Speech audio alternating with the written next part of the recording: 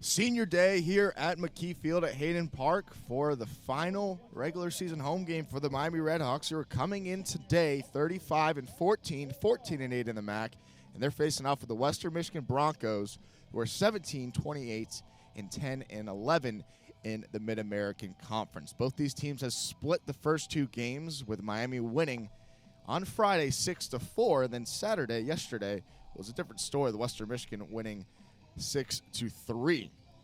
So a rubber match today on this senior day for all the seniors for the Miami Redhawk baseball team. And on the mound is going to be a familiar face who started earlier this week against Cincinnati, Jack Corbell, who's 4-2 with a 3.66 ERA this season, 59 innings pitched, 60 hits. He has given up 32 runs, 24 of them earned, 27 base on balls, and 40 strikeouts. On the other side of the mound, it's going to be another right-handed pitcher, Jack Zott. He's 1-5 for Western Michigan with a 7.64 ERA with 50 2/3 innings pitched this season on 12 starts with 65 hits given up, 45 runs, 43 of them earned, 19 base on balls, and 43 strikeouts for him on the season. So let's go through the Western Michigan batting order, which will be batting up first here in the top of the first inning. Batting first is going to be the DH Andrew Stone. Batting second, third baseman Jimmy Roach. Batting third, center fielder Blake Dunn. Batting fourth, left fielder Nate Grise. Fifth, Drew Devine, the shortstop. Sixth, Jesse Forstel, the catcher. Seventh, Sean O'Keefe, the first baseman.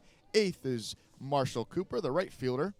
And batting ninth is Justin McIntyre, the second baseman. So we're about to get underway here as Andrew Stone steps into the left-handed batter's box. The lefty was 2 for 4 on Friday. And we're going to get it underway as Jack Corbell sets at the rubber and comes home plate for the first time. This one's lined up the middle, knocked down, and it's going to skit right into the infield. It's going to be a leadoff. First pitch hit there for number 33, the DH, Andrew Stone. So that's going to bring up the third baseman, number 10, the righty, Jimmy Roach. Roach is batting .294 this season with 2 homers, 31 RBIs, and 14 runs.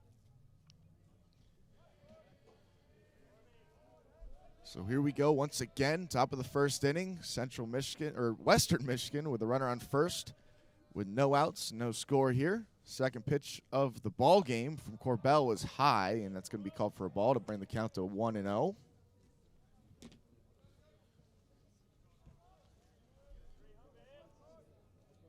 Roach, the infielder, 5'10", 175, senior from Orland Park, Illinois. The 1-0 pitch coming. That one squeaks over the top half corner of the plate to even up the count at 1-1 here with no outs, no score. Western Michigan with a base runner with Andrew Stone, who had the leadoff hits to start the top of the first. First pitch you saw, lined it right up the middle. The 1-1 pitch is going to go to first base as Corbell wants to check Stone. He slides in there safely.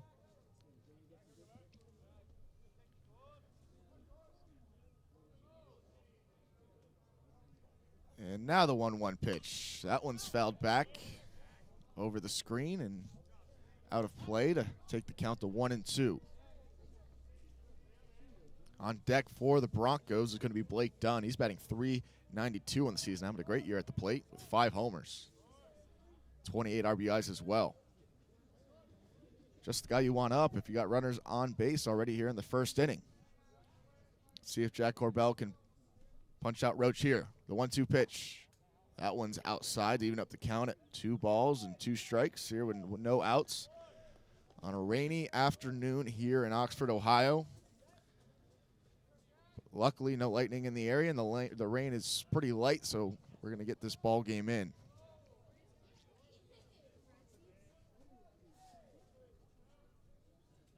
The 2-2 pitch is a slider that takes Cal Elvers, the catcher, out of his stance, and that's going to even up the count that's going to take the count to full count, 3-2 here with no outs. Runner on first. See what Corbell can do here.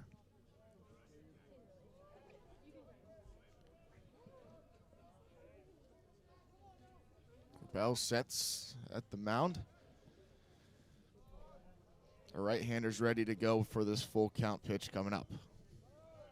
That one is fouled down the first baseline, out of play, beyond the bullpen of Western Michigan. That's going to keep the count at 3-2 here. Pretty good crowd on hand here, kind of huddling around the coverage as the rain is drizzling a little bit here. It's supposed to stop. But luckily we have a window of opportunity to get this ball game here on this Sunday in May in Oxford as Corbell goes to first place again, trying to pick off Stone, and he slides in there safe. So we're going to reset here. Corbell puts his right foot on the rubber. He sets, gets his sign. He's ready to go for the 3-2 pitch. This one is hit into left field, and it's going to drop down in front of Kyle Winkler. He's going to field that on one hop, and that's going to be 2 straight hits here for Western Michigan to start the top of the first inning. And coming up to bat is the center fielder, number 1, the righty, Blake Dunn. With a runner on first and second for Western Michigan. Trying to get on the board first and early. Blake Dunn, like we mentioned, when he was standing on deck, he's batting .392 with 41 runs, 5 homers, 28 RBIs. He's got an opportunity here to add to that RBI total with a runner on second base and scoring position. Jack Corbell trying to get out of this early jam here in the beginning of the ball game. First pitch is a breaking ball, 73 mile an hour on the gun. Misses the part of the plate, and that's going to take the count to 1-0.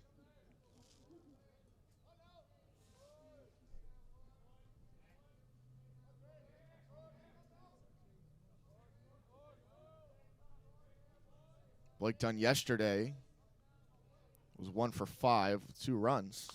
So he swings at that second pitch, foul, and that's going to roll to the Western Michigan dugout and even up the count at 1-1.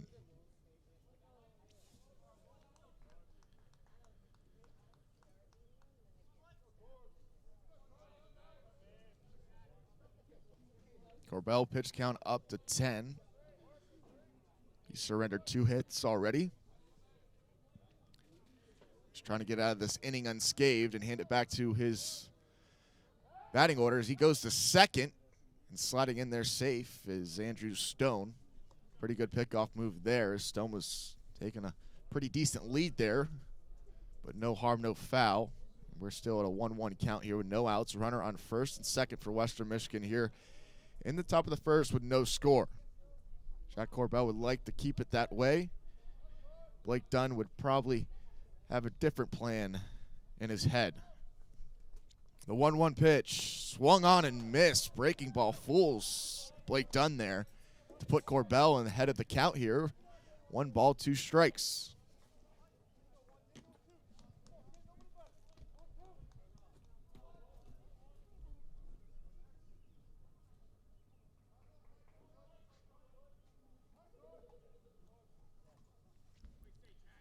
Jack steps off the rubber, picks up the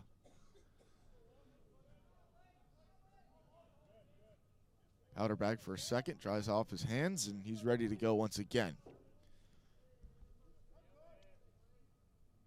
Looks back at second base, and then he comes home.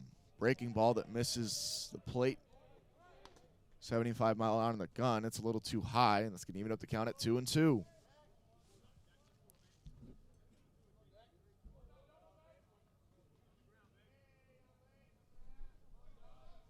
Ground ball would help the Redhawks immensely here in the top of the first inning. The 2-2 pitch hit to Jordan Stevens. He bobbles it, steps on the third base bag to get the lead runner. But reaching safely at first is going to be Blake Dunn on the fielder's choice.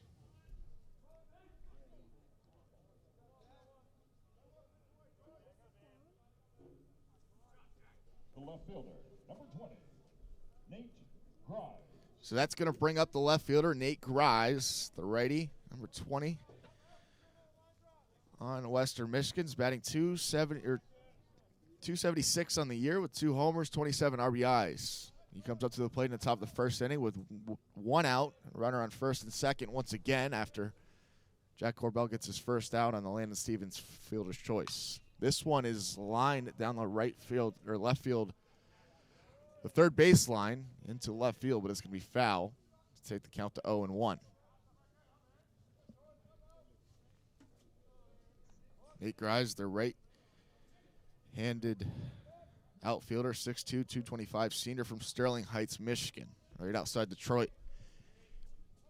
He steps back into the right-handed batter's box, cocks the bat over his right shoulder, takes the 0-1 pitch for a called strike. Corbell gets ahead in the count, 0-2 here with 1 out. No score. The Redhawks would love another ground ball here, and they could turn 2 and get out of the inning unscathed. After the leadoff hit and then another single from Jimmy Roach. And then the fielder's choice to get 1 out here for Corbell. The 0-2 pitch fought off there by Nate Grimes, and he fouls that one back out of play to keep the count at 0-2.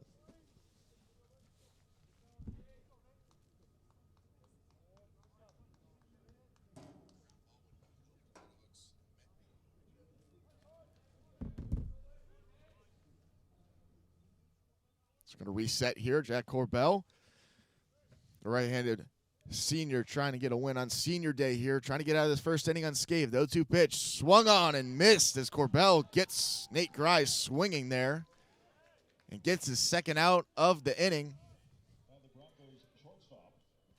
Pretty looking breaking ball there to fool Nate Grimes and send him back to his dugout. And that's going to bring up number 3, the shortstop Drew Devine, who's 3 for 4 with 2 RBIs yesterday in the win against Miami here in Oxford.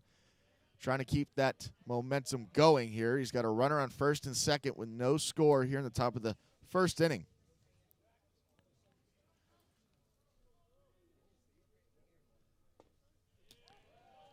First pitch there from Corbell is a strike over the plate to get ahead in the count 0-1. Corbell looks like he's settled in nicely here after giving up 2 straight hits to start the inning. To the 1 and 2 hitters, Andrew Stone and Jimmy Roach. Since then, he's got a fielder's choice and a strikeout swinging, trying to get out of this inning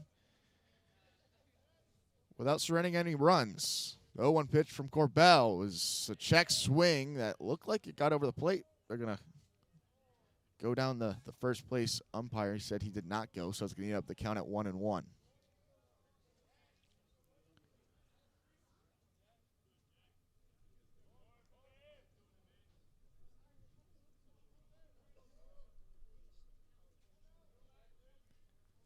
Drew Devine batting .341 on the year with 2 homers. Takes the 1-1 pitch that is outside and away to take the count to 2-1. Hitter's pitch coming here for Drew Devine. Your umpires this afternoon, but home plate is going to be Ron Eisberger. First base is Jason W. Stidham. Third base is Andrew Dudones. Stidham just moments ago said that Drew Devine did not go. And the 2-1 pitch is outside to take the count to 3-1. Corbell threatening the walk. The base is loaded here with 2 outs. No score in the bottom of the top of the first inning.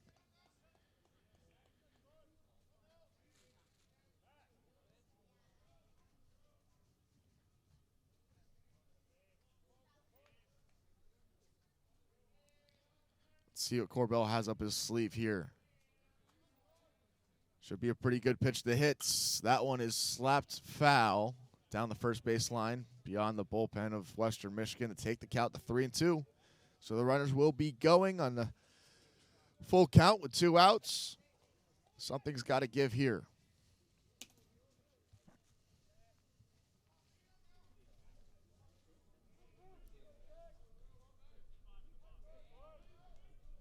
The .341 hitter. Drew Devine trying to get something going here. Western Michigan has had some ducks on the pond in this top of the first inning, but they have been unable to score. As Corbell takes time out, tries off his hands. Here for the all-important 3-2 pitch here with 2 outs. Wind is blowing a little from left field or right field here. Shouldn't be too much of a factor today. 3-2 pitch is swung on and missed, and Jack Corbell gets out of the inning unscathed. He gets the fielder's choice and then 2 strikeouts, both of them swinging to get out of the inning, and that will bring us to the middle of the first inning here on Senior Day. No score between Western Michigan and Miami, with the Red Hawks coming up to bat for the first time this afternoon. You're listening to Miami Red Hawk Baseball on Red Hawk Radio. We'll be right back. We all want our kids to grow up safe and healthy, so we show them how, and we tell them with honest conversations that let them know what we expect. That's especially important when it comes to alcohol and other drugs. Kids need to know the dangers and how to avoid them. And when it comes to pain medications, opioids, they need to know that they should never be taken without a prescription and never shared with friends or family. It's dangerous and illegal. So talk with your kids, because when you talk, they hear you. Many medicines used to treat colds and flu contain acetaminophen, a pain reliever and fever reducer found in hundreds of over-the-counter and prescription medicines. But taking too much or more than one medication containing acetaminophen per day can damage your liver. So always read the label and don't take acetaminophen if you drink 3 or more alcoholic drinks every day.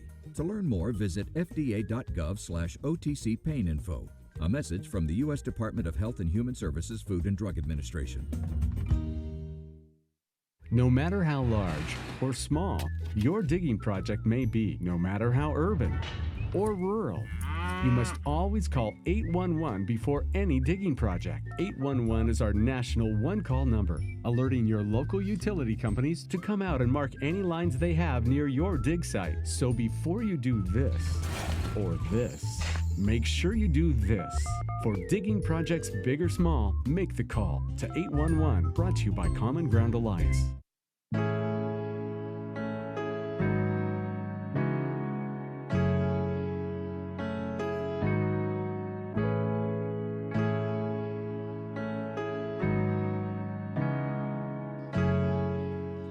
Welcome back to McKie Field. Kenny Schierlinger here for Red Hawk Radio as we're going to get underway the start of the bottom of the first inning. as the Redhawks will come up to bat for the first time this afternoon on Senior Day. Doing the honors for the Redhawks is going to be the shortstop Will Vogelsang, the junior. Righty number 2. He's batting .321 on the season with 1 homer, 23 RBIs, and 39 runs.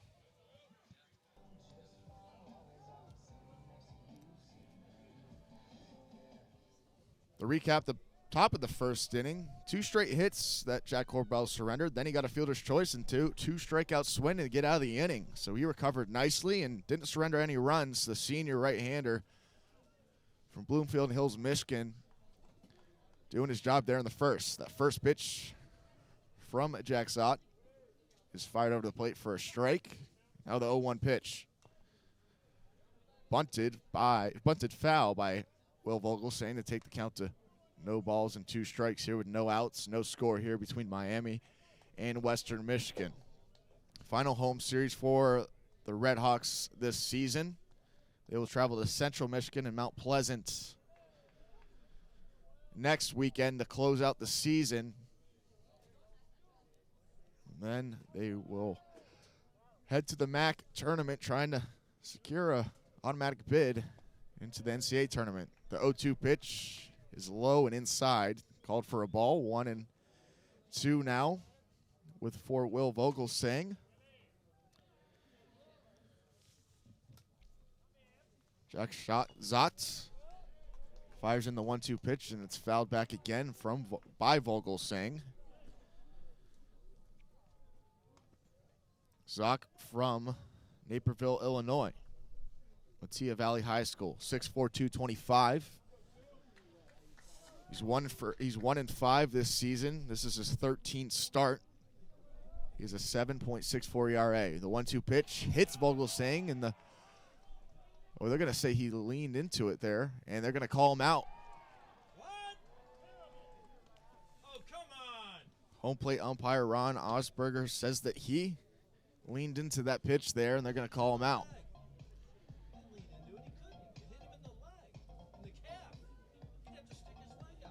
So that's going to bring it up to Reed Norberg with 1 out here in the bottom of the first inning.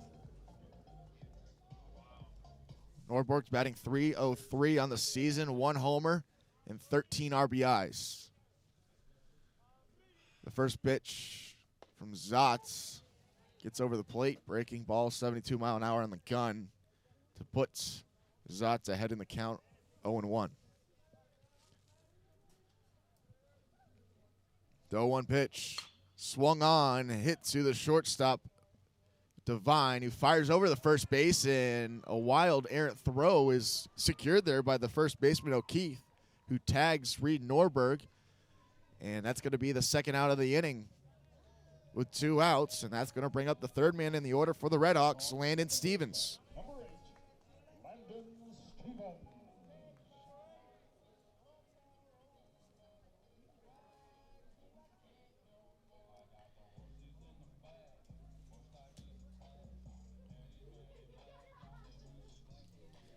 Stevens batting .316 on the year, 5 homers, 36 RBIs, having a good year in his junior season here for the Redhawks. The first pitch is low and inside, called for a ball, 1-0 here with no outs, or 2 outs here in the bottom of the first inning. No score. Western Michigan threatened in the top of the first, but Jack Corbell got out of the inning unscathed. The 1-0 pitch hit foul down the third base line to third base coach and head coach Danny Hayden, who grabs that one, hands it over to the Red Hawk dugout, and that's going to take the count to 1-1 here with 2 outs. Standing on deck is the other Stevens, Jordan Stevens. He's batting .343 on the year. Landon trying to get on base for him. The 1-1 pitch. Breaking ball just outside to take the count to a hitter's pitch, 2-1.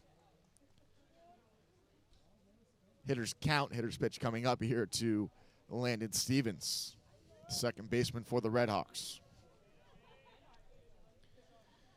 The 2-1 pitch here catches the outside corner of the plate, 86-mile-an-hour two-seamer to even up the count at 2-2.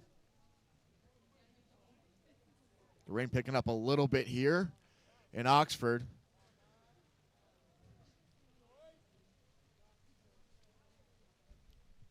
The 2-2 pitch popped up into shallow left field, and it looks like the shortstop Devine is going to take that. Nope, he's going to get called off by the left fielder Grimes, and he's going to make the third out of the inning, and that's going to end the first inning here on Senior Day in Oxford, Ohio, with no score. Miami and Western Michigan head to the second. Western Michigan will have their batting order up next. This is the Miami Red Hawk baseball on Red Hawk Radio. We'll be right back. You're not wired to have a response to this sound. You're neutral to it, and you can hear it repeatedly without feeling anything. But when we introduce a new stimulus, save the food, we've achieved pulling a natural or inborn response from you. Save the food. Why are we doing this, you may ask? Save the food. Because this ad is trying to change the world's behavior through brainwashing. Because 40% of all food in the US never gets eaten. Save the food. And that costs a family of four $1,500 a year. Save the food. Cha-ching. It's worsening climate change through the release of methane gas. Save the food. Cha-ching. And it's wasting precious natural resources like our fresh water. Save the food. Cha-ching. So when you hear this sound, don't be neutral. Rethink your behavior. Cook it, store it, share it. Just don't waste it. For tips and recipes, visit savethefood.com. Brought to you by NRDC and the Ad Council. No word in the English language is less convincing than probably. Are you sure we should get matching tattoos on our first date? Sure. We'll probably stay together. Probably? It's been 23 minutes since I ate. I can probably swim. You should wait 30 minutes. Okay, now tell me what to do. Cannonball! Cramp! Oh, I have a cramp. I can probably hit the green from here.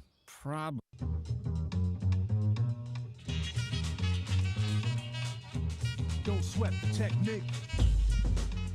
Started the second inning here at McKie Field at Hayden Park. Senior Day. We're scoreless here between Western Michigan and the Miami Redhawks. Coming up to bat is the sixth man in the order, Jesse Forstel, the catcher for Western Michigan. He'll go against Jack Corbell. First pitch is over the plate.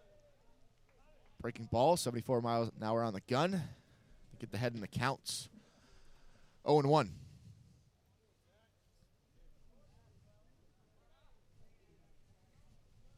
Forstel batting 243 on the year as he hits that one to Landon Stevens, the second baseman, who just tosses over to Reed Norberg on first base. And that's going to be the first out of the inning here. The first baseman, number 40. So that's going to bring up the first baseman, Sean O'Keefe. He's batting 261 on the year with 2 homers, 24 RBIs. The right-handed batter steps into the batter's box and takes the first pitch from Jack Corbell, which is outside and away to take the count to 1-0.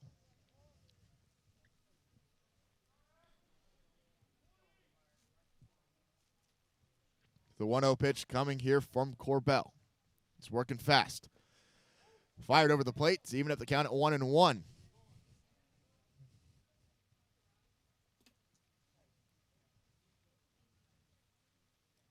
O'Keefe, the 7th man in the order. Marshall Cooper, the 8th man in the order, standing on deck. The 1-1 pitch from Corbell is swung on, hit the Will Vogelsang, who fires it over to first base on the hop, is played by Reed Norberg, and that's going to be the second out of the inning.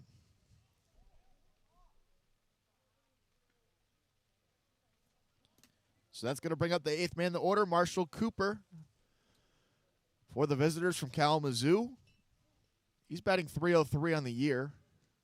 Right fielder, number 8, Cooper Marshall. Cooper Marshall, actually, there on the mistake.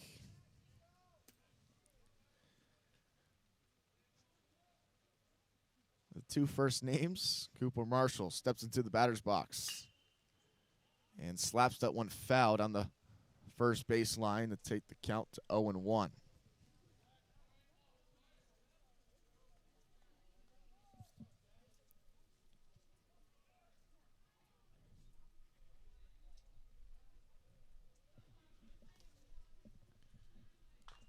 The 1-1 pitch is grounded to Jordan Stevens. Tough play on the run. He fires it down the first base. It's picked up by Reed Norberg, and that's going to be the third out of the inning. Great play there from the redshirt junior, Jordan Stevens, to end the inning. And we're still scoreless here with Miami coming up next here in the bottom of the second inning. You listen to Red Hawk Radio. If you love them enough to sit through their favorite boy band with them, then surely you'll check nhtsa.gov/the right seat to make sure they're correctly buckled in the back seat. Brought to you by the National Highway Traffic Safety Administration and the Ad Council. This is how we do every day. We be grinding, and if you wanna come and text us, if you love them enough to turn off your music and pretend like their music is your music, this is Mommy's jam. then surely you'll check nhtsa.gov/the right seat to make sure they're in the right car seat. Let's play it again.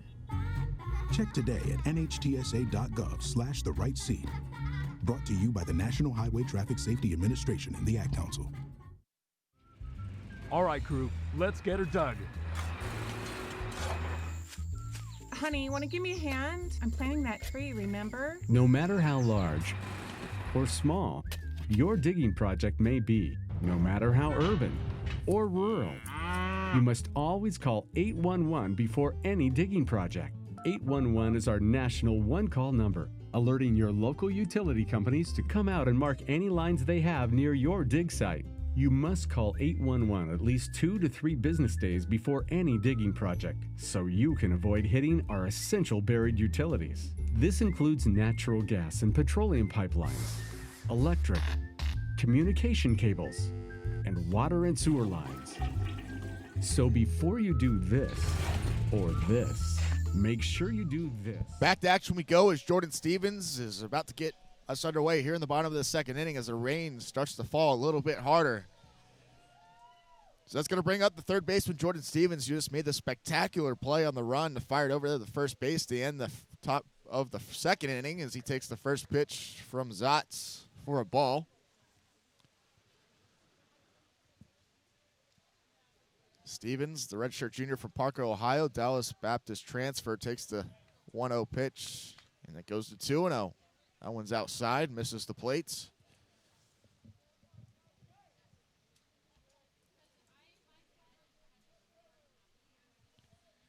The 2-0 pitch slapped foul over the bullpen of Western Michigan, out of play to take the count to 2-1. Hitter's pitch coming here for Jordan Stevens. He's batting 343 on the year with 2 homers, 28 RBIs. Has started 37 of the 39 ball games for the Red Hawks that he's played in. The 2-1 pitch is low and away. 3-1 now. 3 balls, 1 strike. Bottom of the second inning. No score between Western Michigan and Miami here in the final game of the final series, home series for the Red Hawks. That one is going to be called for a ball. Stevens had to duck out of the way as that one was coming towards his helmet, and he's going to take first base on the leadoff walk. So that's going to bring up Cole Andrews, the freshman designated hitter, who's batting .320 with 4 homers and 29 RBIs on the year. His 4th homer came this week, and it was a big one against University of Cincinnati on Tuesday. In the bottom of the 10th inning, Andrews came up and hit a deep fly ball to center field. That got over the 376, or left field. It got over the 376 sign, and that was a walk-off solo home run for the freshman as he fouls that one back out of play to take the count to 0-1. It was a very important game, too, because that was the rubber match between the season series between Cincinnati and Miami.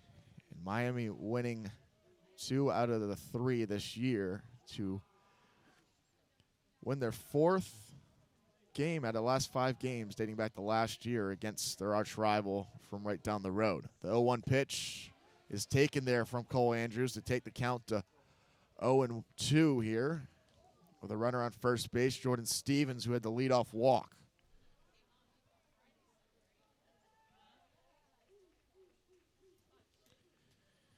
Andrews batting .320 on the year with a .472 slugging percentage. 0-2 pitches, slapped foul, battling off Jack Zotz. Keep the count at 0-2.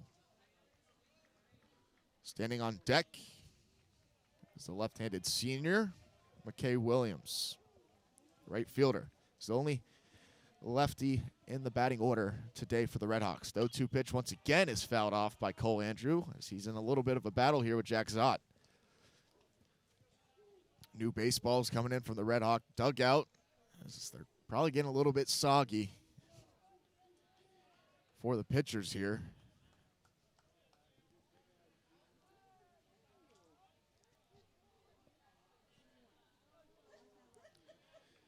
So once again, we're going to try the 0-2 count. Zott comes home, and that one's outside to take the count to 1-2.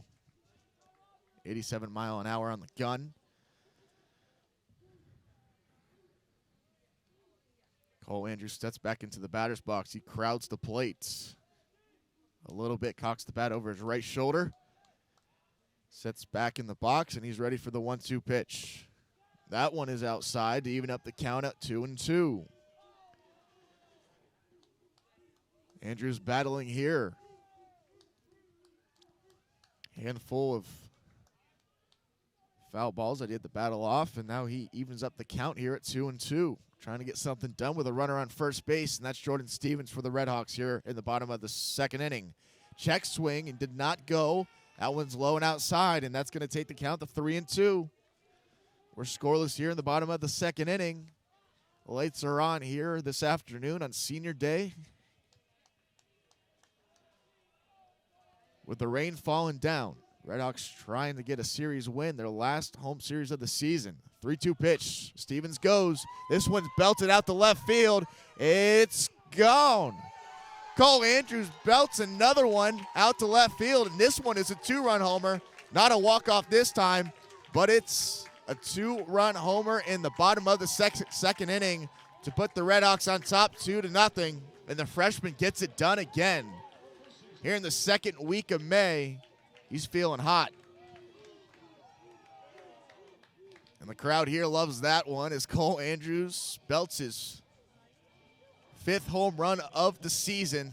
The freshman getting it done for the Red Hawks. That one certainly had the distance. It was heading towards the foul pole. For a second there, you thought it was going to go foul, but it just got over the wall. And just snuck inside the left field foul pole. So that's going to bring up McKie Williams, who pops it up into foul territory over there to make the catch as the third baseman, Roach, for the first out of the inning.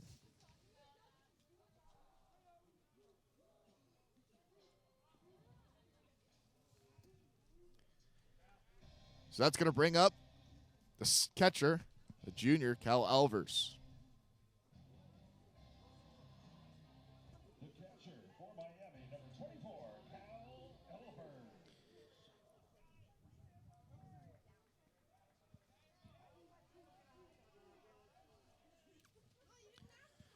Alvers takes the first pitch, called for a strike. Squeaks over the inside corner of the plate. No balls, 1 strike, 1 out. Red Hawks now up 2-0 here in the bottom of the second. Swing and a miss there from Cal Alvers to get behind in the count 0-2. Breaking ball looked good there from Jack Zotz.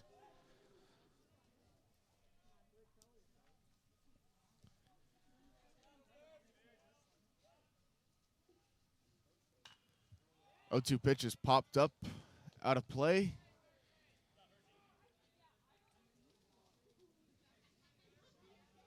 To keep the count at 0-2.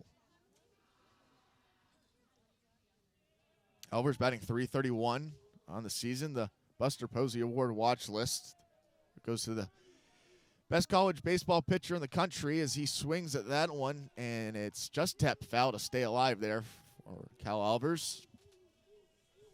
He does split his time, though, in left field and behind the plate. Today he's getting the start behind the plate, catching his senior right-handed pitcher, Jack Corbell. 0-2 pitch is grounded foul out to third base coach and head coach Danny Hayden. Another foul keeps the count still at 0-2 here. Pitch count up to 28 for Jack Zott. He surrendered 1 hit, 2 runs, and 2 earned runs on the 2-run homer from Cole Andrews just moments ago. That pitch is fired in there for a ball to take the count to 1-2. Here with 1 out, no runners on. 1-2 pitch. Swung on, batted foul at the screen to stay alive. Red Hawk dugout likes the battle from Cal Alvers. Running up the pitch count on the right-handed Jack Zott here early in this ball game in the second inning. That one's fouled back again at the screen. As Alvers is staying alive here. College baseball a little bit different than the pros, with the dugouts from both teams very vocal, having their different types of rituals. 1-2. Pitch is in the dirt. Low and inside to even up the count at 2-2.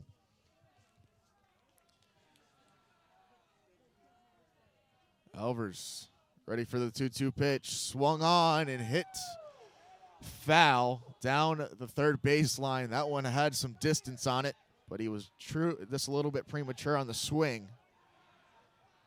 Keeping the count at 2-2.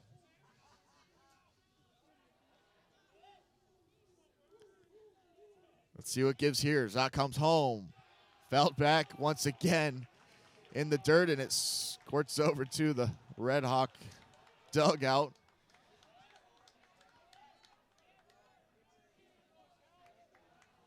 A heck of a battle going on between the catcher for the Red Hawks, the pitcher Jack Zott here. The 2-2 pitch once again belted down the third baseline. Foul. He's just got to straighten that one out.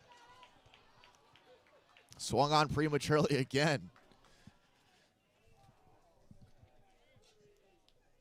Fans here at McKie Field and the Red Hawk dugout loving this battle here. Here we go, 2-2 pitch again. Sound like a broken record, but we're going to get a timeout here from Cal Alvers. Trying to prolong this at-bat. That one bounced to the plates to take the count to a full count, 3-2. This bat that has seemed to take forever is now at a full count here with 1 out, with the Red Hawks up 2-0 here in the bottom of the second inning. Kyle Alvers has worked his way back from an 0-2 count with foul ball after foul ball to a full count. Here comes the full count pitch, swung on and missed.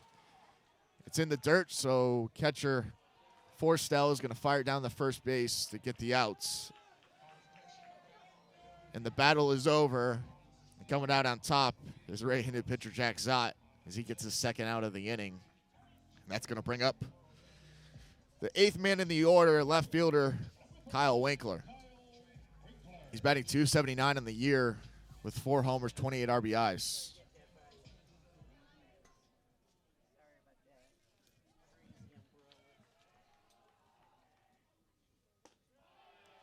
Has started 38 games in the 40 games he's played as he takes the first pitch for a ball there from Jack Zott. .419 slugging percentage on the year. That one swung on, fouled into the Red Hawk dugout to take the count to 1-1. 38 hits for him, 2 doubles, 1 triple, 4 homers. In 136 at-bats so far. 32 runs as well. 1-1 pitch. Swung on and fouled down the third baseline.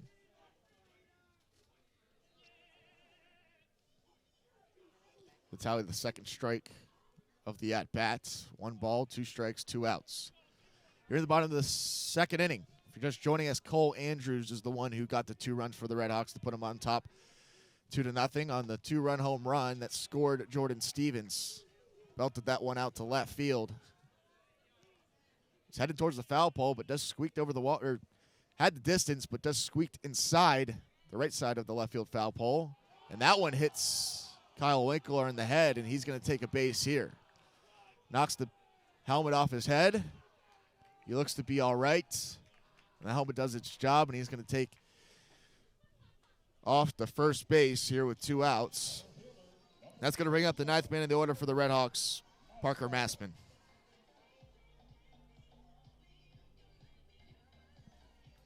Pitch count up to 46 for Jack Stott here in the bottom of the 2nd inning.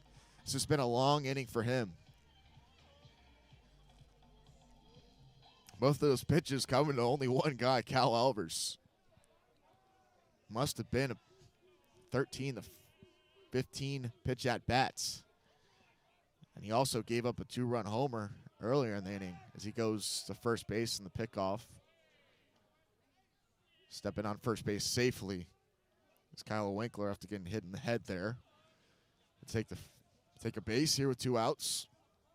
Parker Massman batting .219 on the season. Takes the first pitch, called for a strike. A little bit low, but home plate umpire Ron Osberger gives him the strike. Put the count at 0-1. The 1 pitch coming from Zott here. Comes home, swung on, popped up into center field. Should be no problem for the center fielder, Dunn, as he takes it, calls it off, and catches it in shallow right center field to end the inning. But not before the Red Hawks get on the board via the 2-run home run from freshman Cole Andrews. So that's going to send us to the top of the 3rd inning. Western Michigan up to bat next. Listen to Miami Red Hawk Baseball on Red Hawk Radio. We'll be right back. If you love them enough to sit through their favorite boy band with them, then surely you'll check nhtsa.gov/the right seat to make sure they're correctly buckled in the back seat. Brought to you by the National Highway Traffic Safety Administration and the Ad Council. This is how we do every day. We be grinding, and if you wanna come and text us, If you love them enough to turn off your music and pretend like their music is your music, Ah, this is Mommy's jam. then surely you'll check nhtsa.gov/the right seat to make sure they're in the right car seat. Let's play it again. Check today at nhtsa.gov/the right seat. Brought to you by the National Highway Traffic Safety Administration and the Ad Council. All right, crew, let's get her dug. Honey, want to give me a hand? I'm planting that tree, remember? No matter how large or small your digging project may be, no matter how urban or rural, you must always call 811 before any digging project. 811 is our national one-call number, alerting your local utility companies to come out and mark any lines they have near your dig site. You must call 811 at least 2 to 3 business days before any digging project, so you can avoid hitting our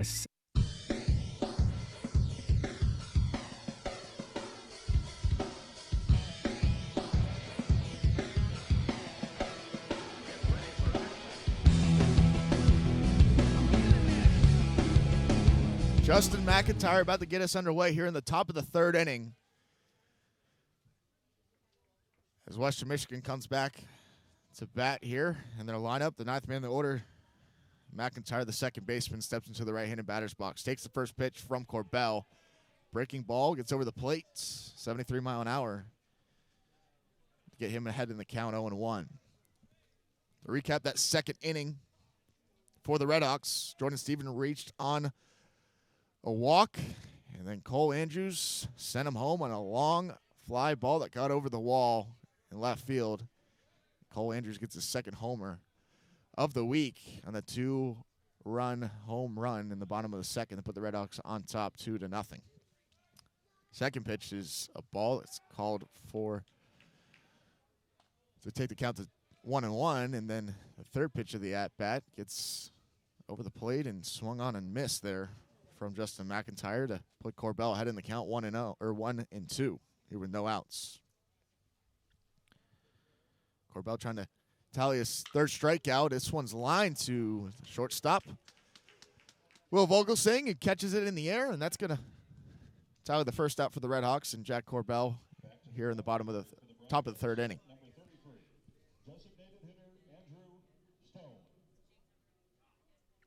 So Andrew Stone, the leadoff man for the Broncos, coming up for the second time this afternoon here on Senior Day. He had a leadoff hit single in the top of the first inning, his first time up. Takes the first pitch for a ball outside from Corbell. Batting .291 is Andrew Stone this season. He takes the 1-0 pitch. Inside, catches the corner of the plates. Breaking ball that fooled Stone there. 1-1 is the count now.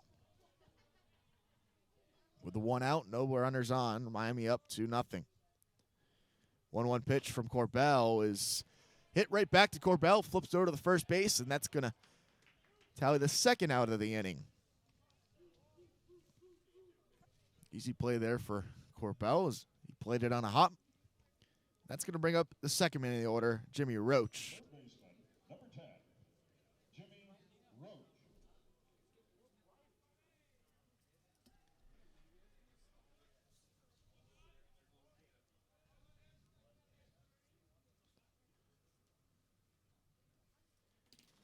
Roach reached on a single in the first inning as he takes that first pitch called for a strike. 0-1 is the count with 2 outs.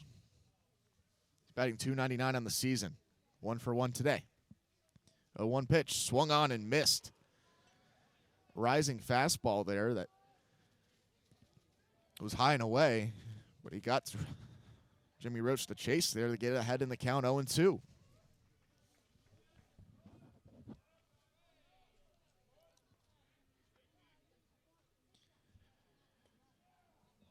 Corbell steps off the bag, dries his hands.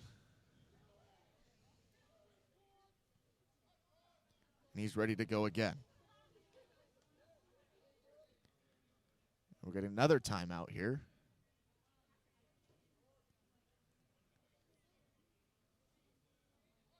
Looked like it was called by the second baseman, Landon Stevens there. Maybe.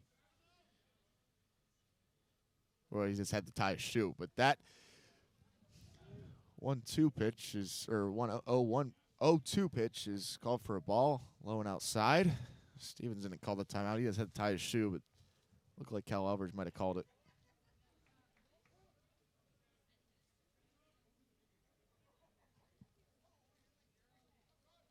One and two. The pitch is outside to even up the count at 2-2 here with 2 outs. Redhawks up 2-0. 2 runs came off the 2-run homer from freshman Cole Andrews in the bottom of the second. 2-2 pitch is low and in the dirt. Inside to even up the count, or take the count to 3-2. Full count here with 2 outs. Corbell's pitch count is up to 35. He surrendered 2 hits, 2 strikeouts. Looking for his 5th win of the season.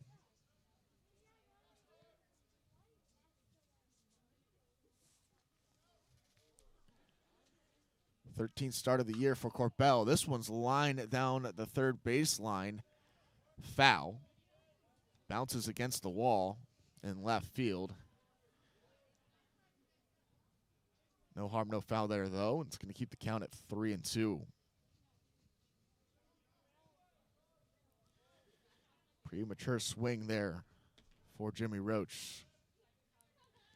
3-2 pitch once again. Swung on and missed. He got Roach to chase. And Jack Corbell tallies his 3rd strikeout and his 3rd out of this top of the 3rd inning. And that's going to make us head to the bottom of the 3rd inning with the Redhawks coming up the bats once again. Redhawks lead it 2-0 against Western Michigan here on Senior Day on this Sunday rainy afternoon. You're listening to Miami Baseball on Red Hawk Radio. We'll be right back. 2 new settlements totaling $1.2 billion have been reached with Halliburton and Transocean over the Deepwater Horizon oil spill. People and/or businesses may be eligible for payments from these settlements pending in the U.S. District Court for the Eastern District of Louisiana. The majority of the money will go toward compensating local fishermen, as well as individuals, businesses, local governments, and other entities. If you filed a claim in the settlement with BP, you do not need to file a new claim. Your claim will automatically be considered for payment from these settlements by virtue of having participated in the settlement with BP. The settlements will not pay for any economic loss or personal injury claims. Go to GulfSpillPunitiveDamagesSettlement.com or call 1-877-940-7792. Paid for by the Halliburton and Transocean Settlement Fund. Most of us like to be out in the sun. That's why sunscreen and other safety measures are key to protecting your skin from aging and cancer. The FDA recommends using a sunscreen with a sun protection factor, or SPF, of 15 or higher. Also, look for broad spectrum on the label. That means both harmful ultraviolet A and B rays are blocked. UVA rays age.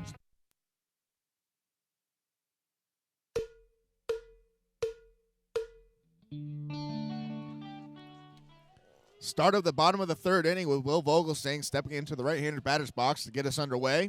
He takes the first pitch inside for a called ball. Redhawks lead it 2-0 here in the bottom of the third. Last inning up for the Redhawks. Brought a 2-run homer from Cole Andrews, as that one is lined down the third baseline just foul. 2-run homer put Redhawks on top 2-0. And scored Jordan Stevens, who was on first base after drawing a leadoff walk. The count now at 1-1 here for Will Vogelsang.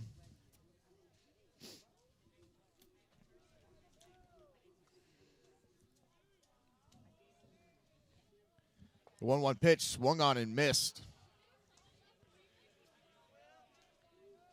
to take the count to 1-2.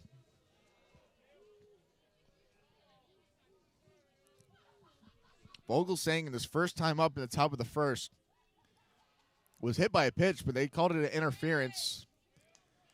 His home plate umpire, Ron Asperger, thought he leaned into that, so he was called out. The 1-2 pitch. This one hits him in the back, and this time it's going to be a legal hit by a pitch, and he's going to take first base here with no outs. Leadoff.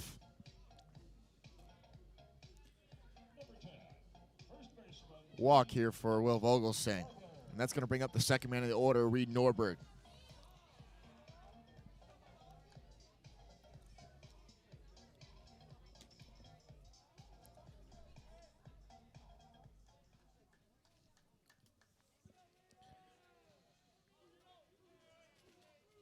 Norberger's first time up in the first, grounded out. The shortstop, Devine. As Zott fires over the first base to keep the lead of Will Vogelsang at bay. Vogelsang safe. And we're going to get the first pitch to the at-bat. There goes Vogelsang as he takes off for second, slides in safely into second base. So Vogelsang swipes a bag here in the bottom of the third, but he looks like he's hobbling a little bit here. Looks like it's his left leg, as he's going to get some medical attention from the trainers here. The count is at 1-0, as that first pitch was a ball to Reed Norberg. That's Vogelsang, 26 stolen base of the season. He's now 26 of 27. And leads the team with steals this season. Looks like Vogelsang's going to stay out there after getting some attention from the trainers and head coach Danny Hayden. And we're going to get back to play here. 1-0 count here for Reed Norberg, the first baseman. The freshman has an opportunity here in the bottom of the third with a runner in scoring position now. Already up 2-0.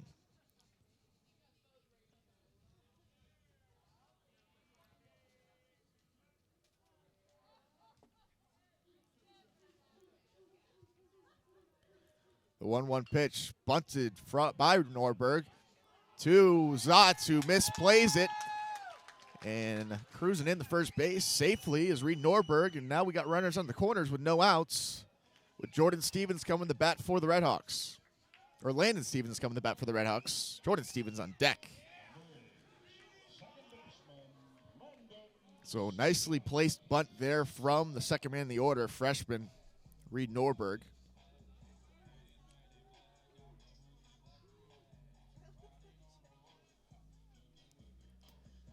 Landon Stevens flew out to left field his first time up. He's batting .315 on the year with 5 homers, 36 RBIs.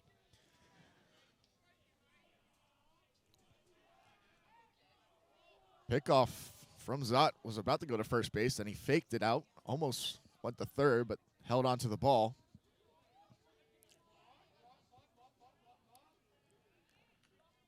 We're going to reset here.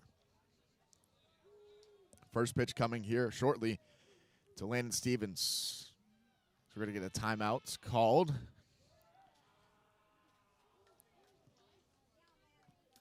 And catcher Jesse Forstel gives some signs to his infield. Here we go. Let's see if we get a pitch here from Jack Zotz. He comes home for the first time, and that one's alone in the dirt. 1-0 now with no outs. Runners on the corners. Will Vogelsang on third. Reed Norberg on first. With the .315 hitter at the plate. We're going to get a mound visit here. No action in the bullpen just yet from Western Michigan.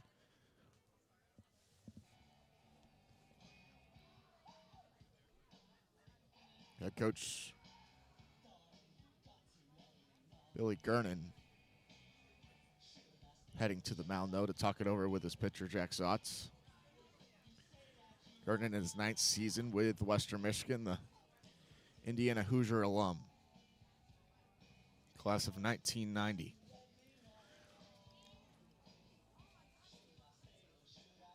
Pitch count up to 54 for Jack Zotz here. He's given up 2 hits, 2 runs, 2 of them earned, and a 2-run homer from Cole Andrews. He's walked 1.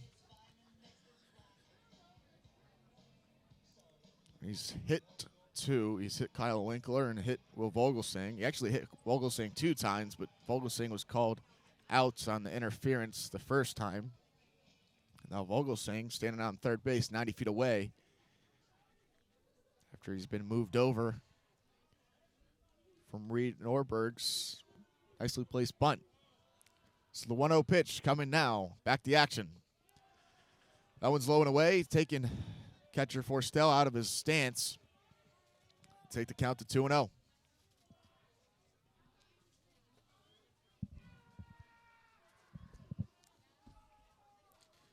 Stevens ready, but Zott goes to first base against on the pickoff play. Sliding in safely is Reed Norberg.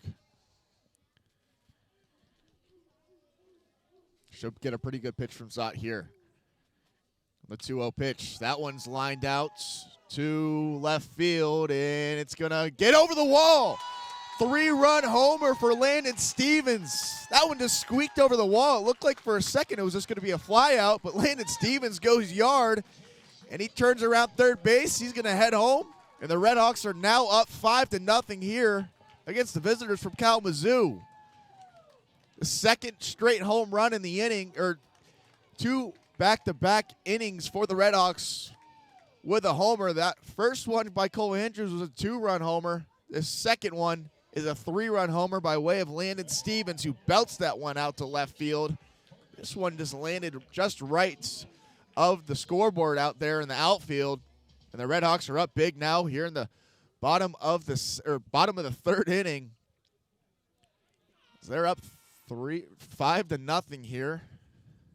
5 runs on 3 hits, no errors for the Redhawks. No runs, 2 hits, no errors for Western Michigan. And that's going to finish the day for Jack Zotz as he's going to make his way to the Western Michigan Bronco dugouts. And we're going to get a pitching change here at McKie Field in the bottom of the third inning. We're going to take a quick break on the pitching change. You listen to Red Hawk Radio.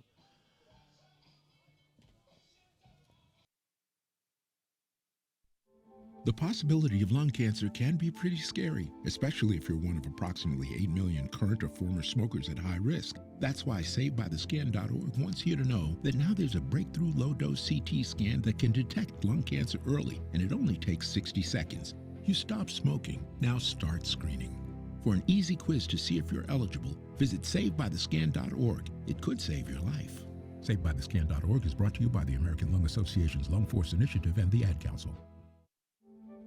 You took the first step and quit smoking, but even former smokers may still be at risk for lung cancer.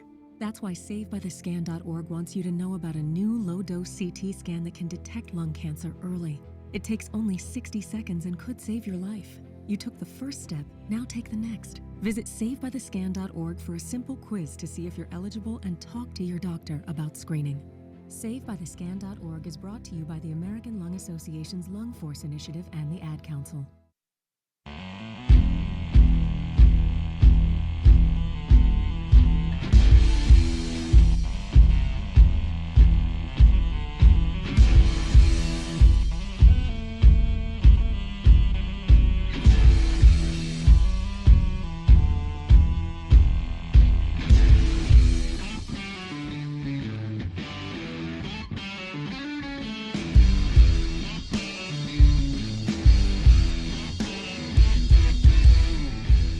Back to action we go on the pitching change. Coming in for the Western Michigan Broncos is going to be Tyler Thorrington, the right-handed pitcher, 6'4", 220, the junior from Wyandotte, Michigan, and Wyandotte Roosevelt High School.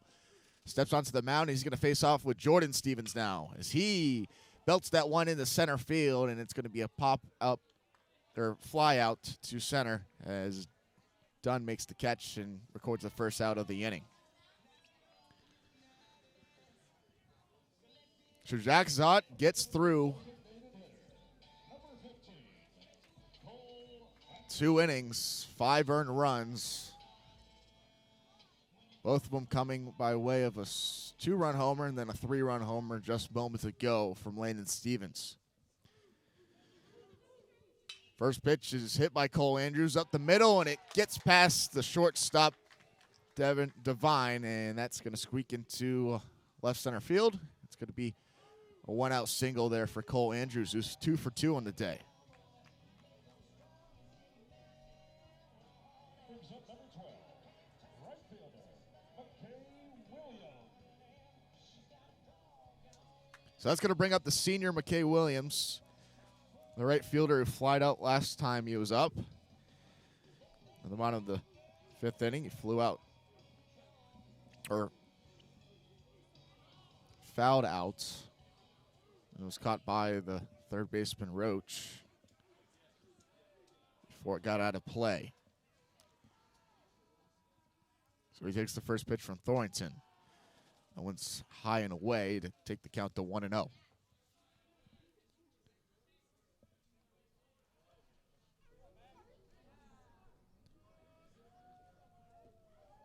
"5-0 Red Hawk lead here in the bottom of the 3rd inning.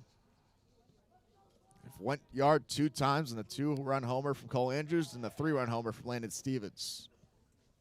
Second pitch there's a check swing, and they say that McKie Williams goes. So it's going to take the count to 1-1 here with 1 out. Runner on first base is Cole Andrews on the 1-out single.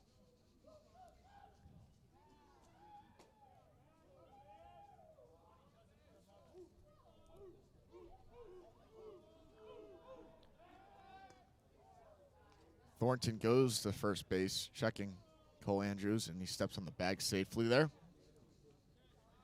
Thornton is pitched 26 1/3, 28 hits, has given up 28 hits, 22 strikeouts with a 7.59 ERA for the Broncos this season. The 1-1 pitch is a low and outside. Called for a ball to take the count to 2-1. Hitter's pitch coming here for McKie Williams.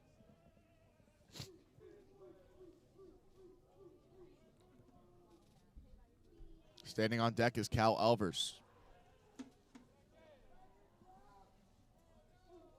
329 hitter. Williams batting .290 on the season. runner going is Skull Andrews. He slides down to second base, and he's going to get thrown out there as Forstell, the catcher for Western Michigan, fired down a laser to second base, and that's going to be the second out of the inning. And also a called strike. So the count is now at 2-2 with 2 outs. Base pass empty now for the Red Hawks here in the bottom of the third inning. Williams batting .290 with 4 homers, 34 RBIs on the year, 29 runs. The lone lefty in the order for the Red Hawks.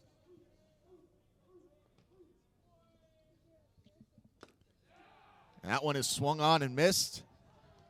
And that's going to be a strikeout for the new pitcher, Tyler Thornton. He gets out of the inning after coming in relief. He gets 2 outs. But the Red Hawks get a 3-run homer from Landon Stevens in that inning, and they build their lead to 5-0 here. So we're going to head to the 4th inning, top of the 4th inning, with Western Michigan coming up to bat. Listen to Red Hawk Radio.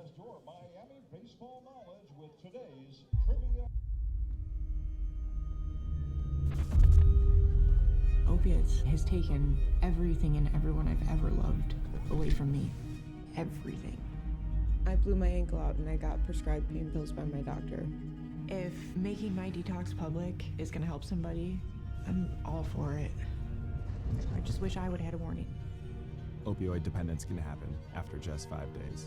Know the truth, spread the truth. A message from Truth, the Ad Council, and ONDCP. We all want our kids to grow up safe and healthy, so we show them how. With honest conversations that let them know what we expect. That's especially important when it comes to alcohol and other drugs. And when it comes to pain medications, opioids, they need to know that they should never be shared with friends or family.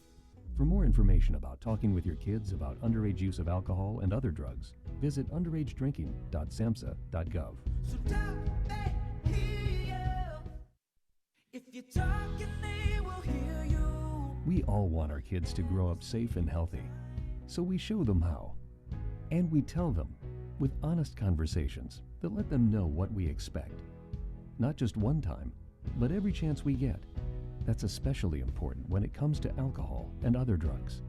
Kids not only need to know the dangers and how to avoid them, they need to hear it often from you. And when it comes to pain medications, opioids, they need to know that they should never.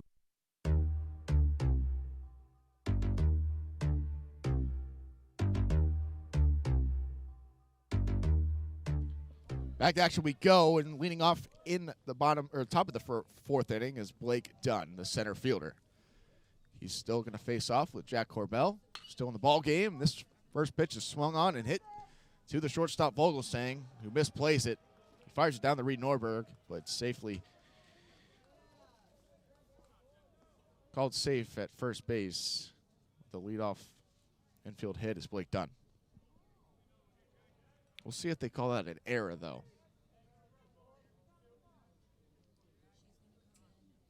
They will call that an error. So reaching on the infield error from Will Vogelsang is Blake Dunn. And Western Michigan with a runner on first base to start the inning here in the top of the 4th. With the Red Hawks up 5-0. Kenny Schierlinger alongside with you for Red Hawk Radio for the final game of the series, final home series for the Red Hawks this regular season, too. So that's going to bring up Nate Grice, the left fielder. Going is Roach down to second base, and he's called safe as Cal Elvers didn't throw the best. Didn't throw it down there quick enough, and playing it as a second baseman, Landon Stevens, but he was taken off the bag and successfully swiping second base here in the bottom or top of the 4th. It's Blake Dunn.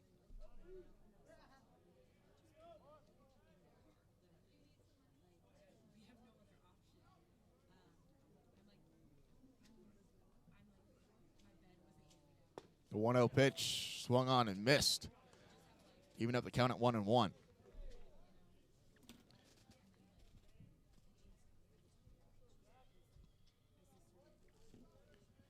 Nate Grice batting .274 on the season with 2 homers. Struck out swinging in the first inning in his only other at-bats. So he's 0 for 1 today. The 1-1 pitch is fouled back at the screen to take the count to 1-2. With no outs, a runner on second base. Blake Dunn. After he swiped, still second base just moments ago. His 29th stolen base of the season. He's 29 of 35 now. Leading the team in stolen bases. The 1-2 pitch from Corbell. Swung on and missed. Breaking ball that fooled Nate Grice, and that's another strikeout for the senior right-handed pitcher, Jack Corbell. All of them have been swinging, too. Impressive stuff from Jack Corbell so far. It's 4 strikeouts now for the senior from West Bloomfield, Michigan. Or Bloomfield Hills, Michigan, not West Bloomfield. Transferred from Indiana Tech.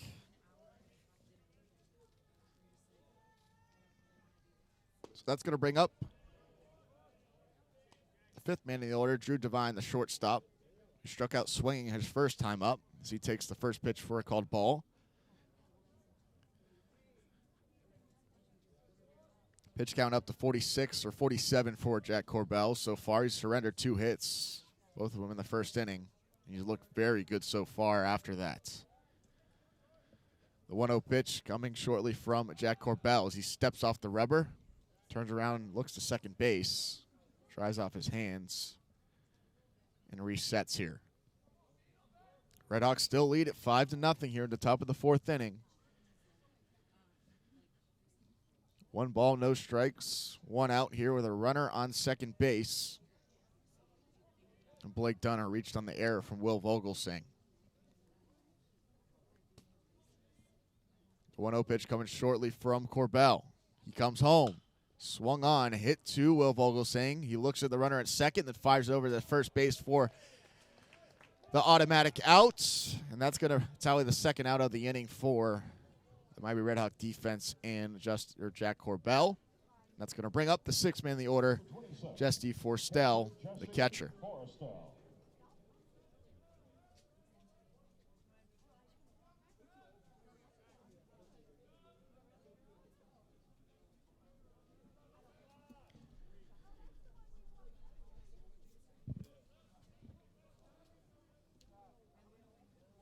Forstel grounded out to second base his first time up in the top of the 2nd.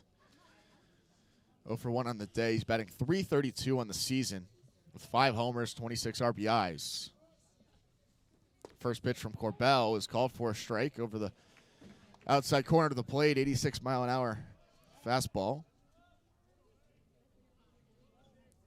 Forstel, the left-handed batter for the Broncos, a senior from Chicago, Illinois. 5'11", 200 officially in the media guide. 0-1 pitch coming shortly from Jack Corbell. Pitch count up to 49 for him. This one slapped to the left field. Kyle Winkler over there making the catch.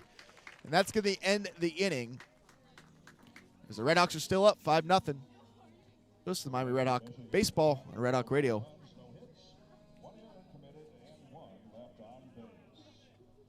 GTG, BRB, OMW, be there in a few. You may think that these kinds of texts are fine because of their length, and you can easily send them at a stoplight. But no, answering one text can take your attention away from the road for 5 seconds. And traveling at 55 miles an hour, that's enough time to travel the length of a football field. Make good decisions, don't text and drive. Visit StopTextStopWrecks.org, a message brought to you by the National Highway Traffic Safety Administration, Project Yellow Light, Noise, and the Ad Council. Titans go! When the Teen Titans go to the movies, they know the best way to travel is safely. Hollywood, here we come! And you know it's super. To keep your child safe, be sure to use the right car seat for their age and size. Exactly. We're finally on the big screen. Have a seat, my dude. For more information on finding the right seat, visit nhtsa.gov/the right seat. Gotcha. That's a wise move. Brought to you by the National Highway Traffic Safety Administration and the Ad Council.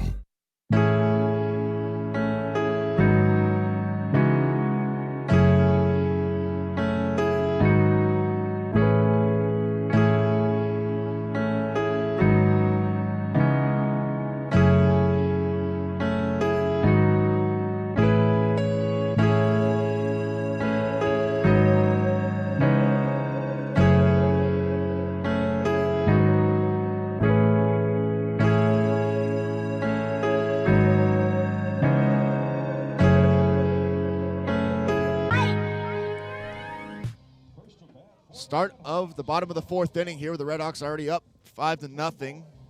Both coming from a home, or all those runs coming from 2 home runs from Cole Andrews, a 2-run shot to left field in the bottom of the second, and then a 3-run shot from Landon Stevens to left field as well. That's where we sit now, as Kyle Elvers is going to step into the right-handed batter's box for the Miami Redhawks, trying to get something going once again. The first pitch from Thornton is called for a strike to get ahead of the count, 0-1.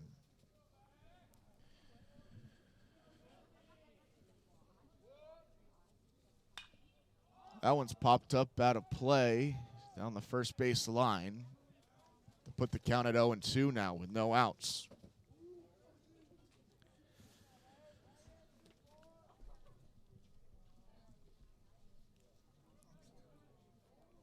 Elver's first time up.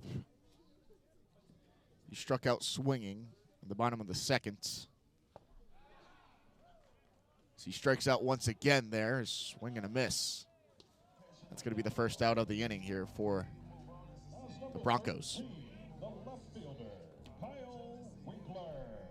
Struggle a little bit is Kyle Elvers, and that's going to bring up the 8th man in the order, Kyle Winkler, the junior left fielder, who was hit by a pitch his first time up in the bottom of the second. He's batting .279 on the year. 4 homers and 28 RBIs, 32 runs. First pitch is low and away, and it gets past the catcher, Forstell, called for a ball.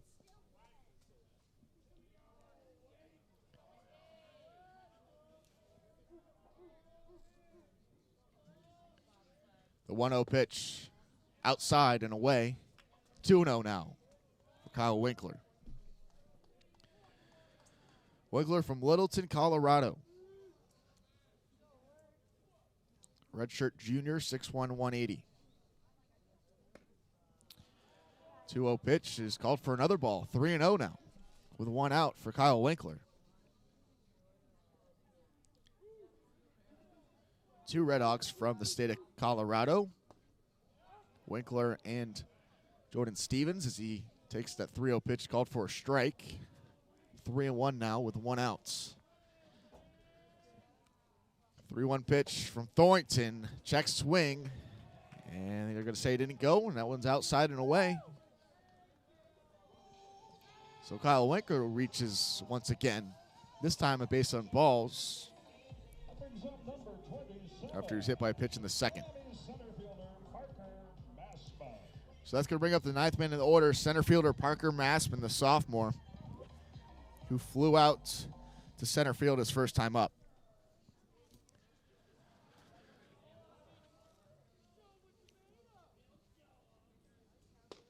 Takes the first pitch for a called strike, breaking ball 77 on the gun.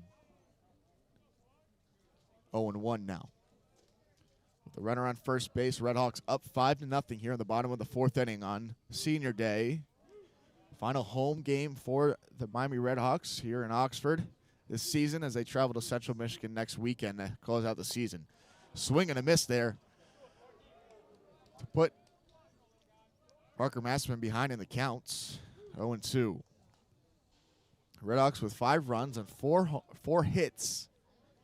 2 of them homers and 1 error. Western Michigan with no runs, 2 hits, and no errors.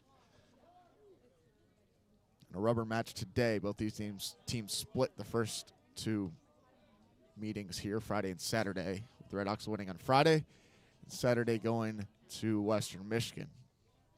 Third pitch of the at-bat is called for a ball. 1-2 now with 1 out. Miami won 6-4 on Friday, and Western Michigan winning 6-3 yesterday. The 1-2 pitch.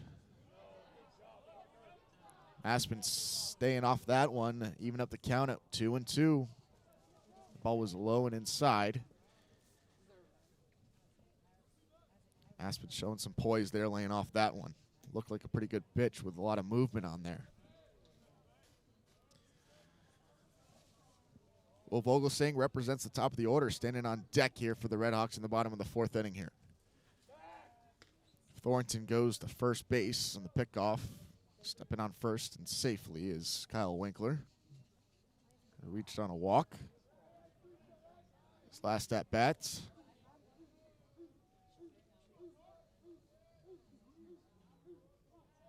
The 2-2 pitch coming from Thornton.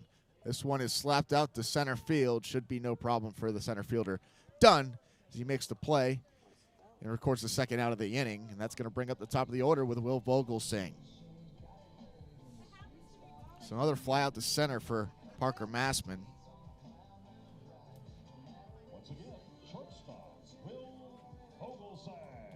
Vogelsang has been hit by 2 pitches so far this afternoon. The first one was called for interference, so he was called out. The second one, he did get to take the base. So he steps into the right-handed batter's box, crowding the play in a little bit here. Shows bunts, takes that one called for a ball.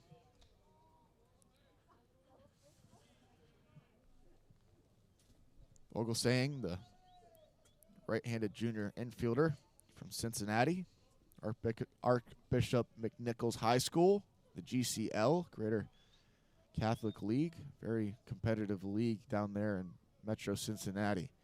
The 1-0 pitch, outside and away to put the count at 2-0 now for Will Vogelsang. Did not show bunt that time. See what his strategy is now if it changes when he's up 2-0. Probably going to cock it back with 2 outs here with a runner on first base. It's Kyle Winkler.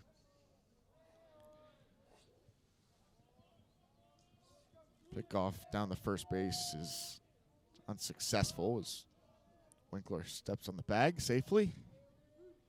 And we get the 2-0 pitch from Thornton. That one's low and inside. Leading away from that is Will Vogelsang, and he's had in the count 3-0 now. With 2 outs, Redhawks up 5-0 here in the bottom of the 4th. Standing on deck is Reed Norberg.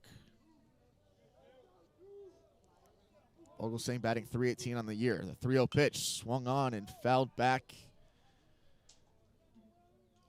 over the bullpen of Western Michigan to take the count to 3-1 here with 1 out or 2 outs.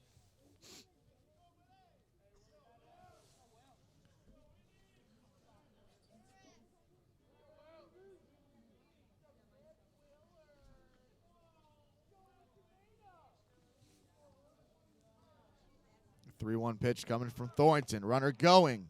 Swing and a miss. An uncontested stealing second base is Kyle Winkler. So the count at 3-2 now with 2 outs. Winkler steals second base uncontested. It's his 15th stolen base of the season. He's 15 for 16 now.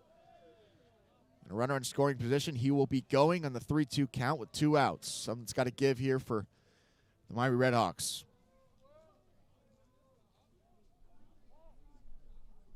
Timeout called by Will Vogelsang. Thornton held on to for a little bit too long for his liking.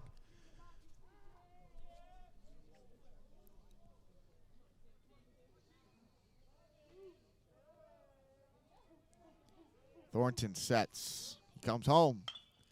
Popped up into shallow center field, and it should be no problem for the center fielder, Drew Dunn. Or Blake Dunn, as he makes the 3rd out of the inning, and that's going to end the 4th inning here. No runs, no hits, no errors. And we're going to get underway shortly after this quick commercial break. Top of the 5th inning with Western Michigan coming up the bats. Listen to Miami Baseball on Red Hawk Radio. We'll be right back.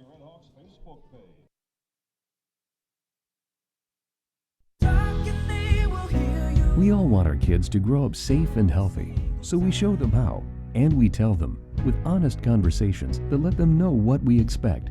That's especially important when it comes to alcohol and other drugs. Kids need to know the dangers and how to avoid them. And when it comes to pain medications, opioids, they need to know that they should never be taken without a prescription and never shared with friends or family. It's dangerous and illegal. So talk with your kids, because when you talk, they hear you. Many medicines used to treat colds and flu contain acetaminophen. a pain reliever and fever reducer found in hundreds of over-the-counter and prescription medicines. But taking too much or more than one medication containing acetaminophen per day can damage your liver. So always read the label and don't take acetaminophen if you drink 3 or more alcoholic drinks every day. To learn more, visit fda.gov/OTC pain info. A message from the U.S. Department of Health and Human Services Food and Drug Administration. No matter how large,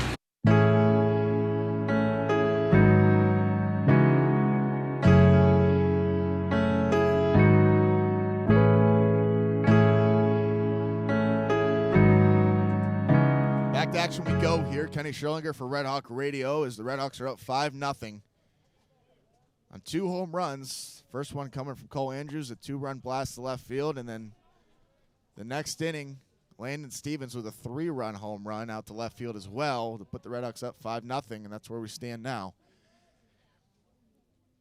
As Sean O'Keefe takes the first pitch for a called ball, and then he swings at the second one. Play made by Jordan Stevens, diving catch to throw him out. Great play there from Jordan.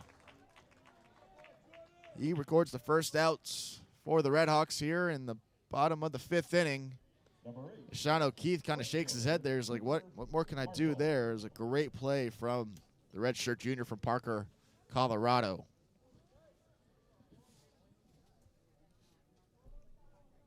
It's the second great play Jordan Stevens has made this afternoon. He made a really good running throw down the first base in the second inning to get Cooper Marshall.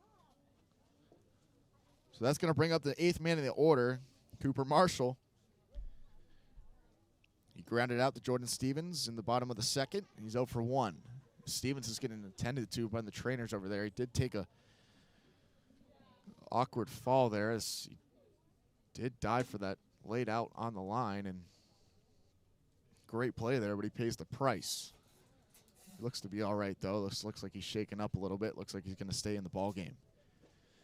So Cooper Marshall up to bat for Western Michigan. He's batting .300 on the year. Some warm-up pitches from Jack Corbell here.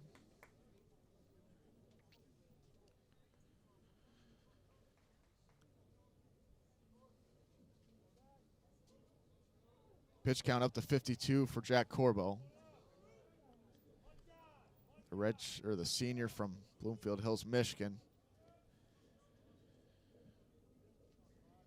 And he's ready to go here. We'll get this at-bat underway with 1 out. Swung on and missed. Tipped into the glove of Cal Alvers. Called for a strike, 0-1 now. Corbell's only given up 2 hits. Those first 2 hits were just back-to-back hits in the top of the first inning.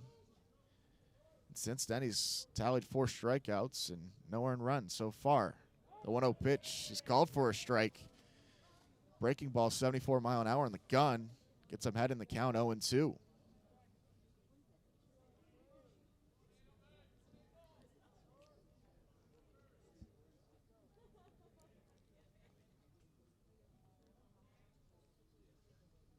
The 0-2 pitch, outside and away, way outside.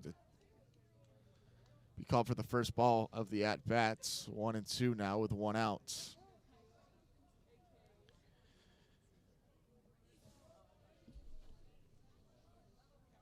Marshall from Traverse City, Michigan, way up north. Faces a 1-2 pitch. He fires that, or hits that one up back at the mound, and that's going to cruise. Ball's going to find open space into center field, and that's going to be a 1-out single for Cooper Marshall as he reaches first base. Second baseman, Justin McIntyre. That's going to bring up the 9th man in the order, Justin McIntyre. He's 0 for 1 with a fly out to center field so far this afternoon. It's only the 3rd hit given up by Jack Corbell here in the top of the 5th inning. He's looked good so far. The other starter, Jack Zott, only got through 2 innings, gave up 3 hits, 5 runs, and 5 of them earned. 1 walk, 2 hit batters, 2 strikeouts on 58 pitches.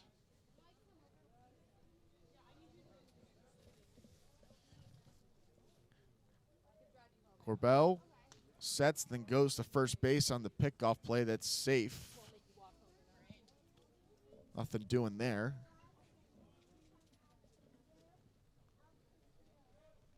Stepping back in the batter's box is Justin McIntyre, second baseman, as he bunts that one down the line, foul. No balls, one strike with no out or one out now.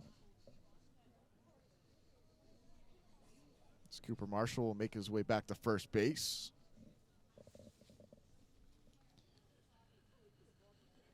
McIntyre, 6'1", 175, the sophomore from Portage, Michigan, Portage Central High School. Roster for Western Michigan is full of Michiganders here.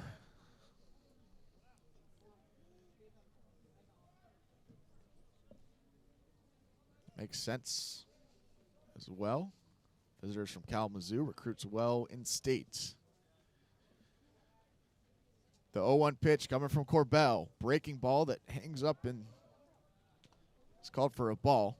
That one almost chin level there on McIntyre.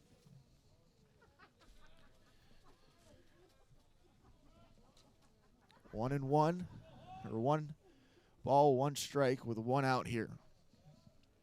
Cooper Marshall on first base for the Broncos, trying to manufacture something here in the top of the fifth inning. 1-1 pitch is high and inside to bring the count to 2-1.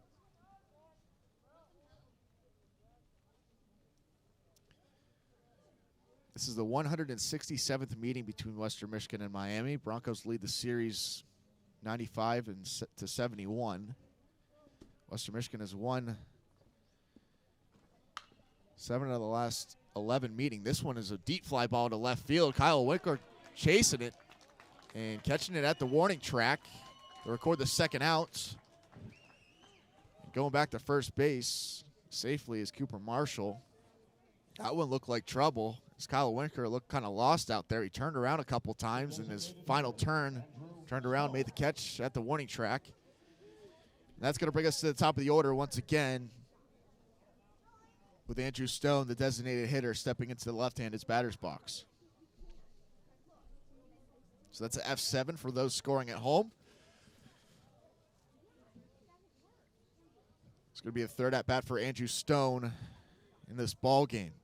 He had a leadoff hits in the first inning and then grounded out to Jack Corbell in the top of the third. Corbell goes to first base once again on the pickoff. Nothing doing there. Now he comes home for the first time in the at-bats. Called for a strike, catches the outside corner of the plate. 0-1 now as Corbell gets ahead in the count.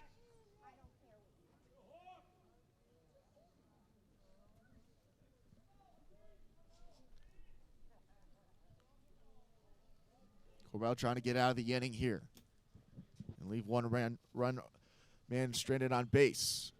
This one is swung on, hit to the first baseman, Reed Norberg. He's got a race to the bag, tags out Andrew Stone for the third out of the inning.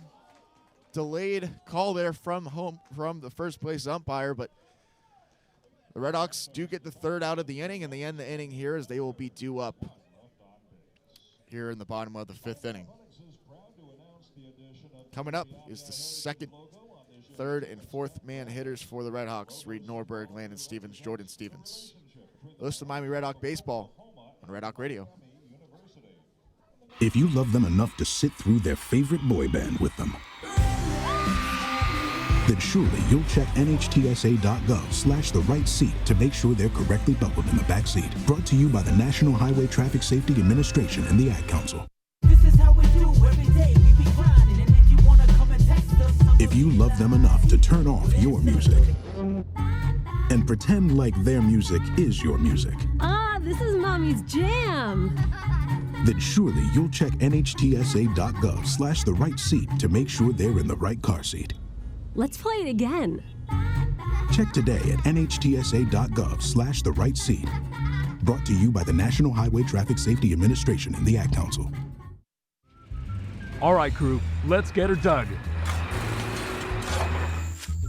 Honey, you want to give me a hand? I'm planting that tree, remember? No matter how large or small,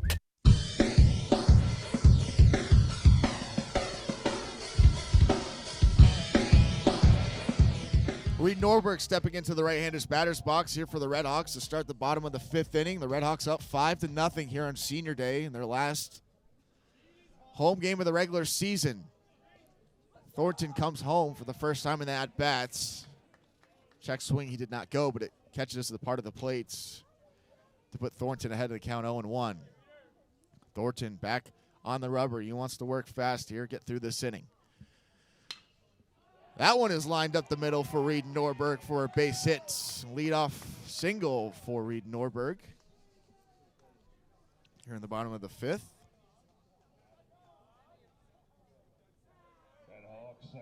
It's the second single of the ball game. He's due for 3. So that's going to bring up Landon Stevens, the junior second baseman, and last time he was up, he had a 3-run home run to put the Red Hawks on top 5-0. Belted that one out to left field, just right of the scoreboard here at Hayden McKie Field in Hayden Park. Now he's got another runner on base looking to do the same. He's batting .318 on the season with 6 home runs. His 6 came today as he takes the first pitch for a called strike over the plate, 75 mile an hour on the gun.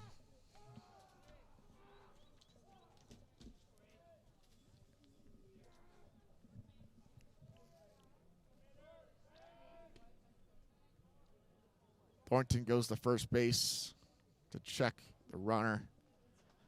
Reed Norberg keeping him at bay with his lead.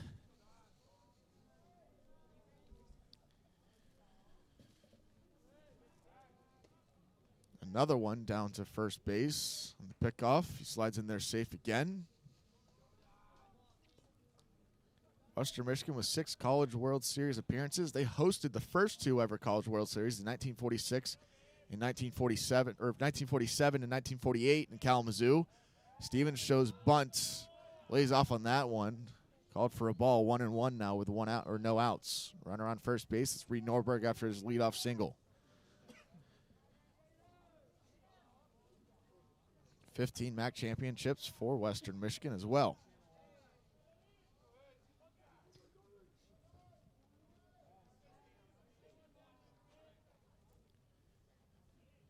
The 1-1 pitch popped up and slapped to right field, and having no problem there, the right fielder Marshall, as he makes the catch. They record the first out of the inning.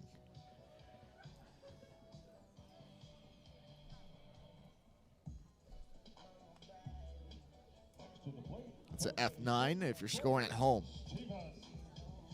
So that's going to bring up the third baseman, Jordan Stevens, who's been flashing the glove a little bit today. He's 0 for 2, though, with a walk, but did score on the 2-run blast from Cole Andrews back in the bottom of the second inning, as he grounds that one to third baseman Roach, and they turn 2, and that's going to end the inning. It's a 5-4-3 double play for Western Michigan, and that's going to end the inning for the Red Hawks, and that's going to end the 5th inning here in Oxford. So we head to the top of the 6th with Western Michigan due up next. You're listening to Miami Baseball on Red Hawk Radio. You're not wired to have a response to this sound. You're neutral to it, and you can hear it repeatedly without feeling anything. But when we introduce a new stimulus, save the food, we've achieved pulling a natural or inborn response from you. Save the food. Why are we doing this, you may ask? Save the food. Because this ad is trying to change the world's behavior through brainwashing. Because 40% of all food in the US never gets eaten. Save the food. And that costs a family of 4 $1,500 a year. Save the food. Cha-ching. It's worsening climate change through the release of methane gas. Save the food. Cha-ching. And it's wasting precious natural resources like our fresh water. Save the food. Cha-ching. So when you hear this sound, don't be neutral. Rethink your behavior. Cook it, store it, share it. Just don't waste it. For tips and recipes, visit savethefood.com. Brought to you by NRDC and the Ad Council. No word in the English language is less convincing than probably. Are you sure we should get matching tattoos on our first date? Sure. We'll probably stay together. Probably? It's been 23 minutes since...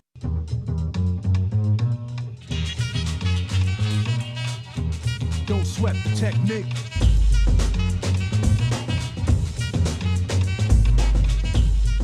Jimmy Roach due up here for the Western Michigan Broncos here in the top of the 6th inning with the Red Hawks leading 5-0. First pitch coming here from Jack Corbell, the starter still in the ball game with 62 pitches. Fires in a called strike. Fastball catches the outside corner of the plate to get ahead in the count for Corbell.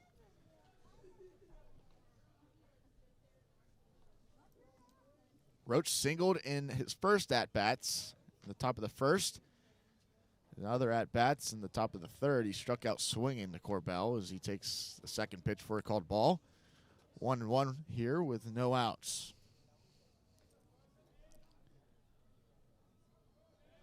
Roach is batting .297 on the season with 2 homers, 31 RBIs. The 1-1 pitch is grounded up the middle, played by Will Vogelsang, flips it over to first base at Reed Norberg, and that's going to be the first out of the inning for the Red Hawks here. Center fielder, Blake Dunn.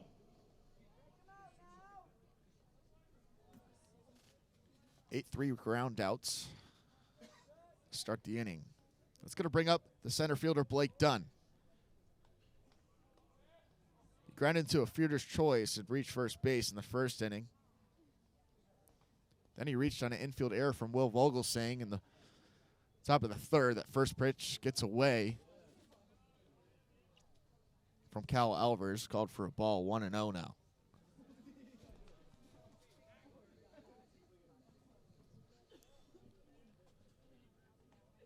Pitch count up to 65 for Corbell. He's given up 3 hits, 4 strikeouts. The 1-0 pitch, showing bunts, is Blake Dunn. Pulls off that one, and second pitch is called for a ball, 2-0 now.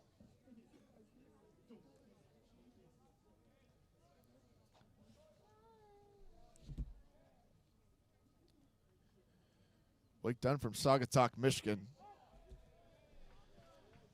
Takes the third pitch in the at-bats for a called strike that squeaks over the plates to take the count to 2-1.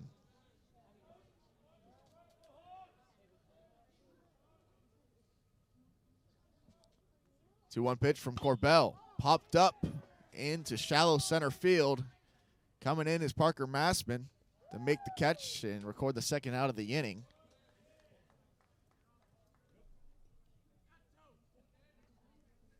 So that's going to bring up the left fielder, Nate Grice. He struck out swinging 2 times this afternoon, once in the first and once in the top of the fourth.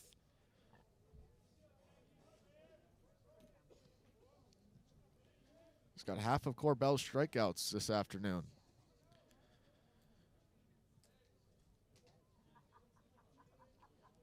Corbell working fast, comes home, called for a strike. Not liking that call is Nate Grice. Kind of shakes his head at that one. It did look like it was a little bit high. But nonetheless, it's an 0-1 count now. The pitch is grounded to Jordan Stevens, who fires it over the first base and records the third out of the inning.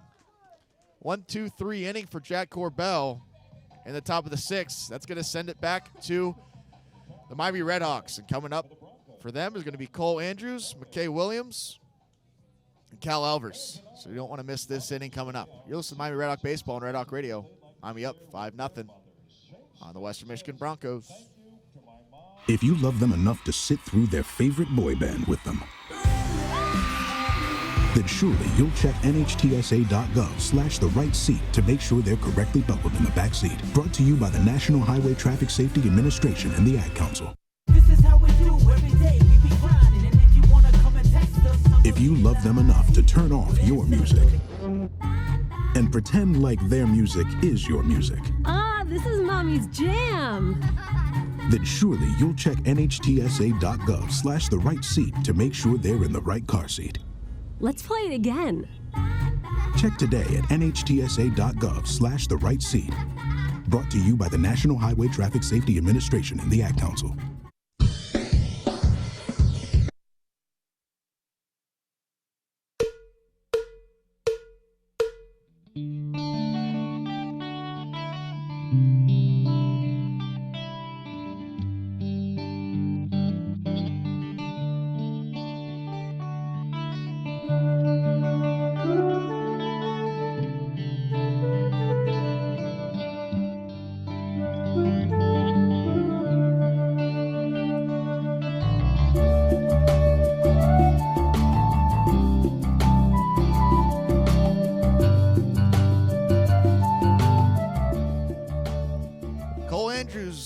steps into the batter's box and swings at the first pitch, lined out to center field, over the head of the center fielder, done. That's going to bounce back to the wall. Andrews turning around second, going to third, trying to stretch it into a triple, and he's going to slide into third base for a leadoff triple. Cole Andrews really getting it done this week and today, as he had the first 2 runs of this ball game on a 2-run shot out to left field, and then he hits the leadoff triple here in the bottom of the 6th inning. He also had the walk-off win against Cincinnati this past Tuesday. They give him the win in the 10th inning against their arch rival, and he's really getting it done, the freshman. So that's going to bring up the senior, the lone senior in the order, and the lone lefty in the order, McKie Williams. Now with a runner in scoring position, 90 feet away for him.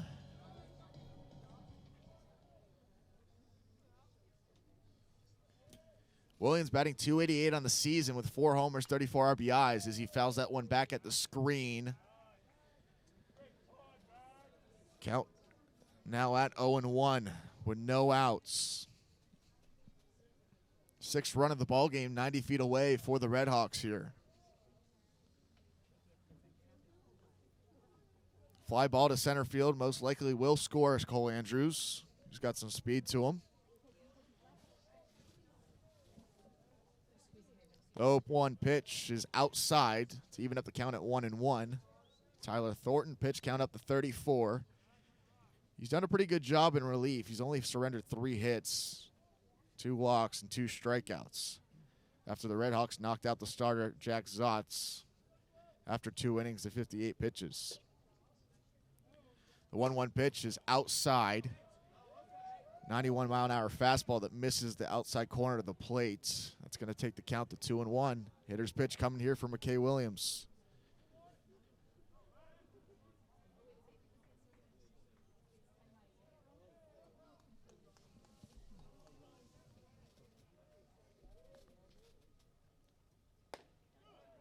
The 2-1 pitch is outside again. 3-1 now for McKie Williams from Overland Park, Texas, and Overland Park, Kansas, rather, from Fort Scott Community College.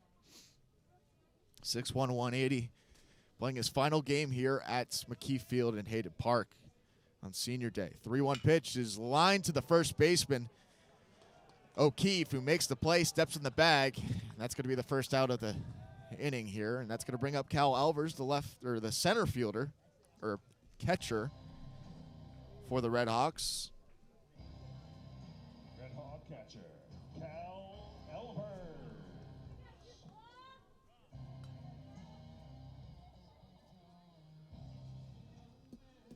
He's going to get a meeting from the third base coach and head coach Danny Hayden. So runner on third here with 1 out here in the bottom of the 6th. The Red Hawks are up 5-0 here in Western Michigan, trying to win the series. Both these teams split the first 2 meetings. Friday goes to the Red Hawks. Yesterday went to Western Michigan. And the only meeting between these two in the Mid-American Conference this season. So Alvers ready to go. Cocks the bat over his right shoulder. First pitch is lined to the third baseman. They're going to go home, and they're going to get Cole Andrews sliding into home for the force outs. 2 outs now here in the inning. Cal Alvers reaches on the fielder's choice. But unfortunately, the lead runner, who was 90 feet away, Cole Andrews, is thrown out at home plate. So that's going to bring up Kyle Winkler here with 2 outs now.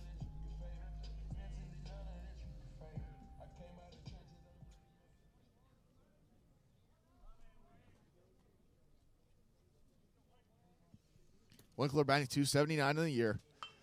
He lays down a bunt nicely down the third baseline. Tough play there for the third baseman, and he gets him. Roach barehanded that one, fired over to the first base, and what a play there from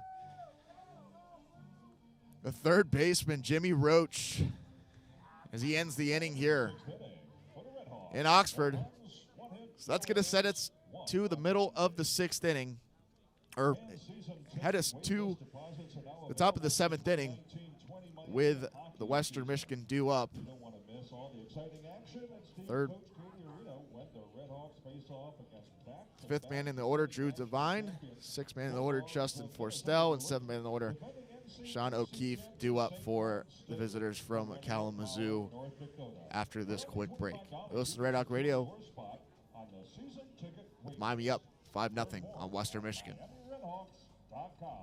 2 new settlements totaling $1.2 billion have been reached with Halliburton and Transocean over the Deepwater Horizon oil spill. People and/or businesses may be eligible for payments from these settlements pending in the U.S. District Court for the Eastern District of Louisiana. The majority of the money will go toward compensating local fishermen, as well as individuals, businesses, local governments, and other entities. If you filed a claim in the settlement with BP, you do not need to file a new claim. Your claim will automatically be considered for payment from these settlements by virtue of having participated in the settlement with BP.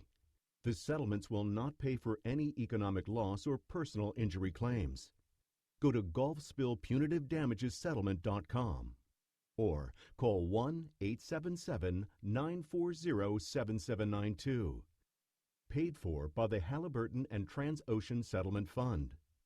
Most of us like to be out in the sun. That's why sunscreen and other safety measures are key to protecting your skin from aging and cancer. The FDA recommends using a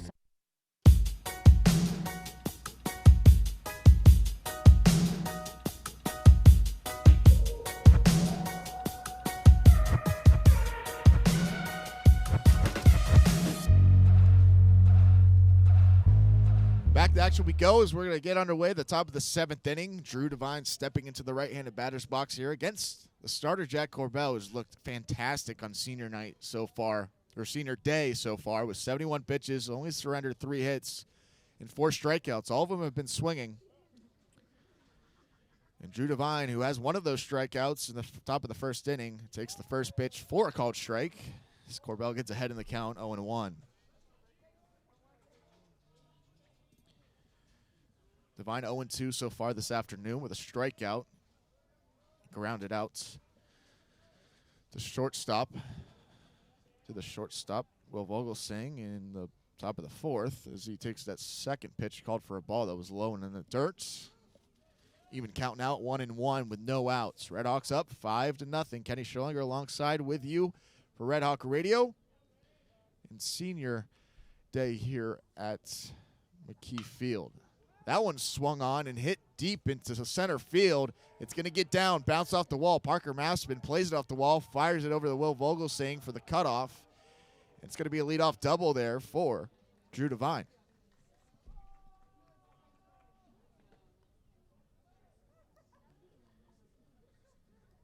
Senior day for me as well. This will be the last broadcast for me, Kenny Schierlinger, on Red Hawk Radio.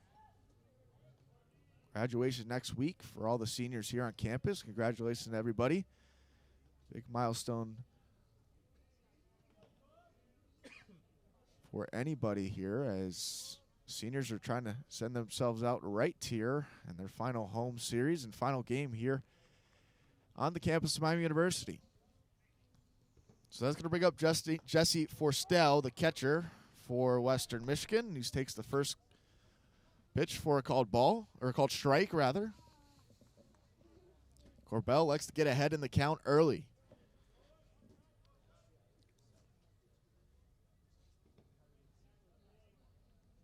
At bats that he's gotten ahead in the count has fared well for him so far this afternoon. Second pitch is a breaking ball that starts outside, works his way inside, but doesn't catch any part of the plate. Inside, low and inside, even up the count at 1-1. If you're just joining us, the Redhawks are leading at 5-0 after the 2-run home run from Cole Andrews in the second, and then a 3-run home run from Landon Stevens in the third, and that's all the runs we've had today. 1-1 pitch is fouled down the first baseline. 1 ball, 2 strikes now with no outs.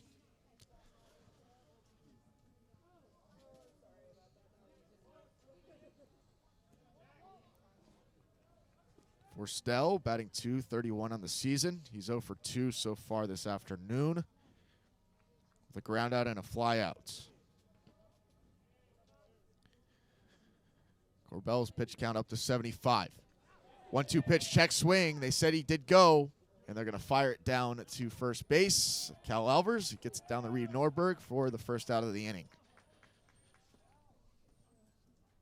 Another strikeouts there for senior from Bluefield Hills, Michigan, Jack Corbell. So that's going to bring up Sean O'Keefe.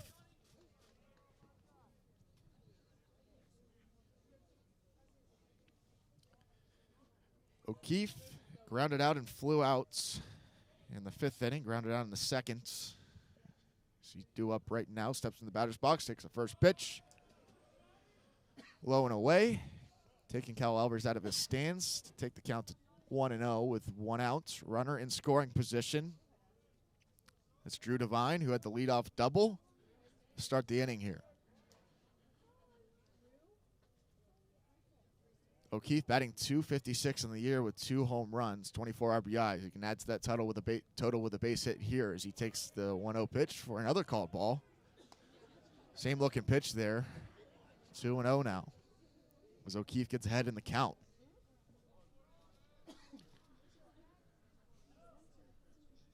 Was talking to Corbell's father earlier today. Grew up in Bloomfield, Michigan, Bloomfield Hills, and then moved down to South Florida. Attended East Florida State University in Melbourne, and then ended up at Miami after transferring around a little bit. At Indiana Tech before he came to Miami last year in his first year in the red and white. Second pitch is called for a strike to take the count to 2-0, or 2-1.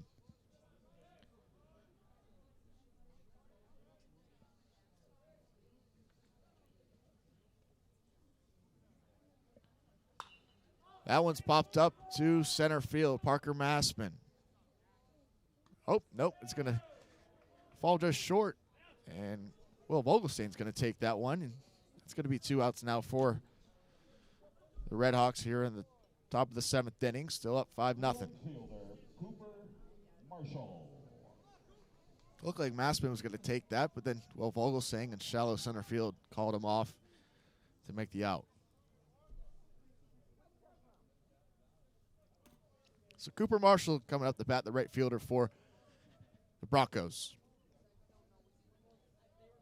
He had a single in the 5th inning last time up. So he takes the first pitch for a ball, squeaks over the plate, or doesn't squeak over the plate there. Marshall gets ahead in the counts. Grounded out in the 2nd inning, so he's 1 for 2 so far this afternoon.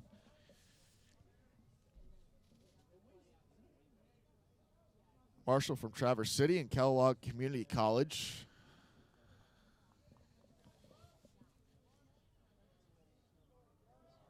From the States, shaped like a mitten just north of Ohio here. Kalamazoo just about 4.5 hours away from Oxford. Second pitch is called for a strike to even up the count at 1-1.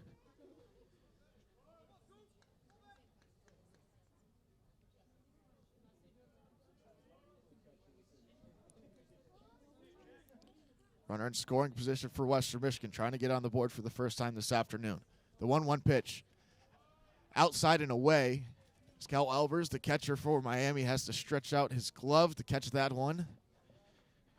Putting the count at 2-1. Hitter's pitch coming here. It's going to be a pretty good pitch coming from Corbell. Let's see if Cooper Marshall will put the bat on the ball, try to put it in the play, and put Western Michigan on top or on the board for the first time this afternoon. The 2-1 pitch. Breaking ball that doesn't catch that outside corner of the plate. Called for a ball. 3-1 now.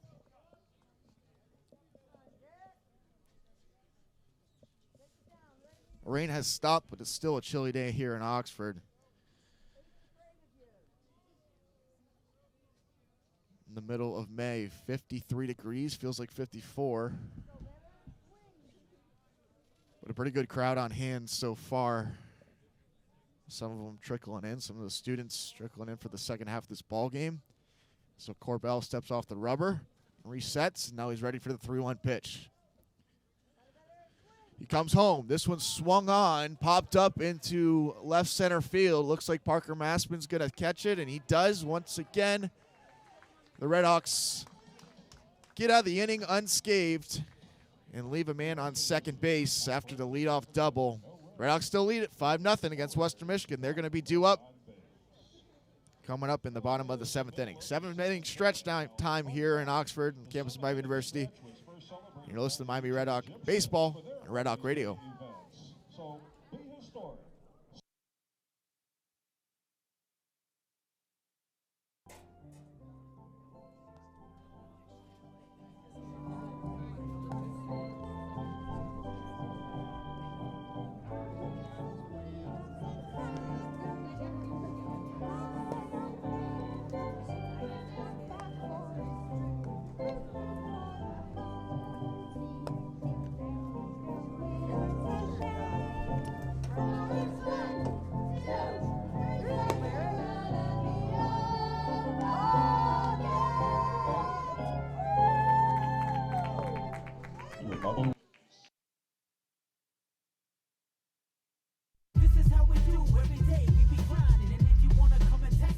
If you love them enough to turn off your music and pretend like their music is your music, Ah, this is Mommy's jam. then surely you'll check NH.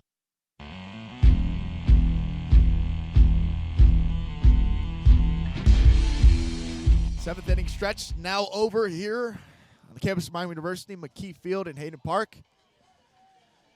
The Redhawks up 5-0 on Western Michigan, trying to close out the series, get a series win in the last home regular season series here, as they will travel to Central Michigan next weekend to close out the regular season before heading to the NCAA or the MAC tournament. First pitch from Thornton, who's still in there for the Broncos, is swung on and missed by the 9th man in the order, Parker Maspin. Thornton with 40 pitches now as he fires in the second pitch. Called for a ball outside, just outside the plates. Away from the right-handed batter, Parker Maspin, who's flown out 2 times to center field. This one is grounded to Roach, the third baseman. Has no problem with that. Flips it over to first base, O'Keefe. That's going to be the first out of the inning here.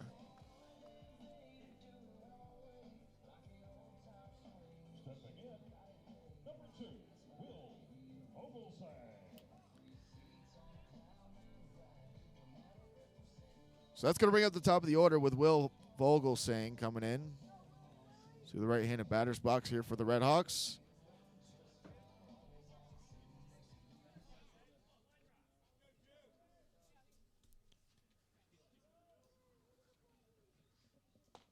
Takes the first pitch for a called strike. Catches the outside corner of the plate. So Thornton gets ahead in the counts. 0-1 here with 1 out.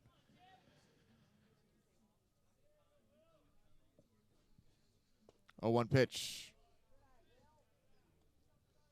Called for a ball. Too low there. Went over the plate, was just a little bit too low. So that's going to take the count to 1-1. 1 ball, 1 strike with 1 out here. The bottom of the 7th. Third pitch is popped up in the right field. No problem for Marshall, who makes the catch. Records the second out of the inning for the Broncos.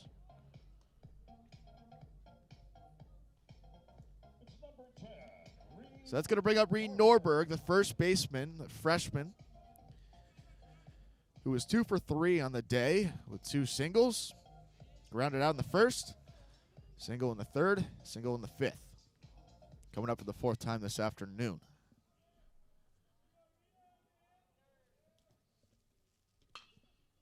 First pitch swung on, hit the center field, and this should be the last out of the inning here. Quick inning, 1-2-3 for Tyler Thornton. And that's going to end the 7th inning here for the Redhawks and the Broncos. So we head to the top of the 8th. No runs, no hits in that inning. 1-2-3 inning for Tyler Thornton. We'll be right back after a quick break. Goes to Miami Baseball and Red Hawk Radio.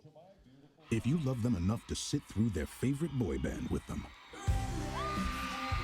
then surely you'll check nhtsa.gov/the right seat to make sure they're correctly buckled in the back seat. Brought to you by the National Highway Traffic Safety Administration and the Ad Council. This is how we do every day. We be grinding, and if you wanna come and text us, If you love them enough to turn off your music and pretend like their music is your music, This is Mommy's jam. then surely you'll check nhtsa.gov/the right seat to make sure they're in the right car seat. Let's play it again. Check today at nhtsa.gov/the right seat. Brought to you by the National Highway Traffic Safety Administration and the Ad Council. All right, crew, let's get her dug. Honey, want to give me a hand? I'm planting that tree, remember? No matter how large or small your digging project may be, no matter how urban or rural, you must always call 811 before any digging project. 811 is our national one-call number, alerting your local utility companies to come out and mark any lines they have near your dig site. You must call 811. Welcome back here. Kenny Schierlinger alongside with you for Red Hawk Radio. Top of the eighth inning here, about to get underway. Justin McIntyre due up for the Broncos. And he's still facing off with the starter for the Red Hawks, right-handed pitcher. Senior Jack Corbell is at 88 pitches so far. Surrendered 4 hits. First pitch is swung on, grounded to Jordan Stevens, flips it over to first base. That's the first out of the inning.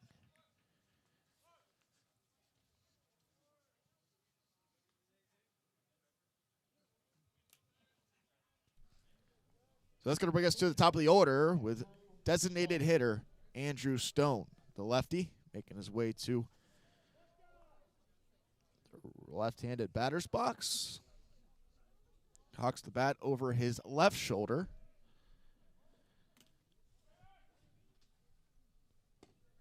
He's 1 for 3 so far in this ball game. Takes the first pitch outside and away for a called ball. 1-0.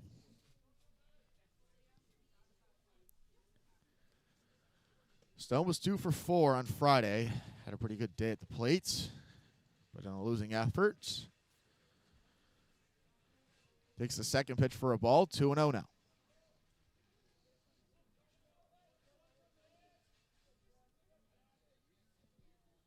2-0 pitch from Corbell. He comes home outside. Fastball doesn't catch any part of the plates. So we're going to get a timeout. Cal Overs is going to go visit with starting pitcher Jack Corbell.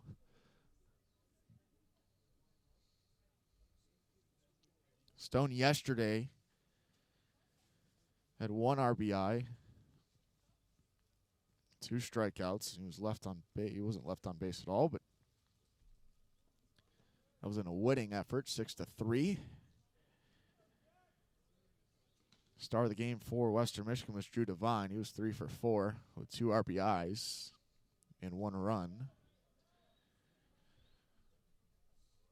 Back to action we go. 3-0 pitch. Catches the outside corner of the plates. To take the count to 3 balls, 1 strike with 1 out here. Stone batting .287 on the year with 33 runs, no homers, and 17 RBIs. 3-1 pitch is fouled back at the screen right at the Red Hawk Radio broadcast booth. They take the count to 3-2. Full count now with 1 out. Red Hawks up 5-0. They had a 2-run homer in the second inning, a 3-run homer in the third, and that's all the runs that we've had so far this afternoon. So score stays 5-0 as that one's lined down the third baseline fair, or they're going to call that foul actually, and it's going to reset the at-bats. Still a full count, 3-2. Andrew Stone thought that was fair. He's going to make his way back from the infield. He turned around first and almost made it to second.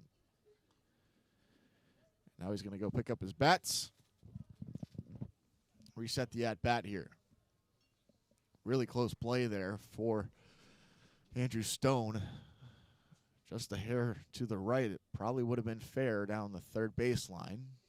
He's going to get a visit from his head coach, Billy Gernon. We'll talk over the strategy here. Western Michigan's going to have to get something going here. They only have 5 more outs to work with. And they got to make up some ground, down 5-0. If they want to play spoiler here on Senior Day in Oxford, Ohio, on the campus of Miami University here, for these seniors who are playing their last game for the red and white in Oxford. 3-2 pitch is popped up out of play over the Red Hawk dugout and is corralled by a young fan over there. It's going to reset the count to 3-2 once again with 1 out.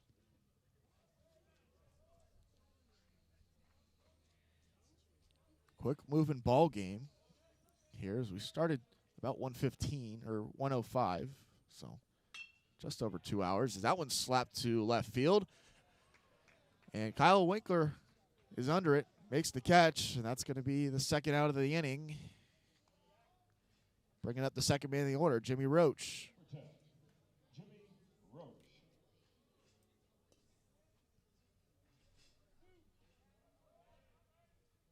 F7 in your scorebook for scoring at home for Andrew Stone. And that's going to bring up Jimmy Roach, who had a single in the first inning, struck out swinging in the third, and grounded out in the 6th. So he takes the first pitch for a called ball, gets ahead in the count 1-0.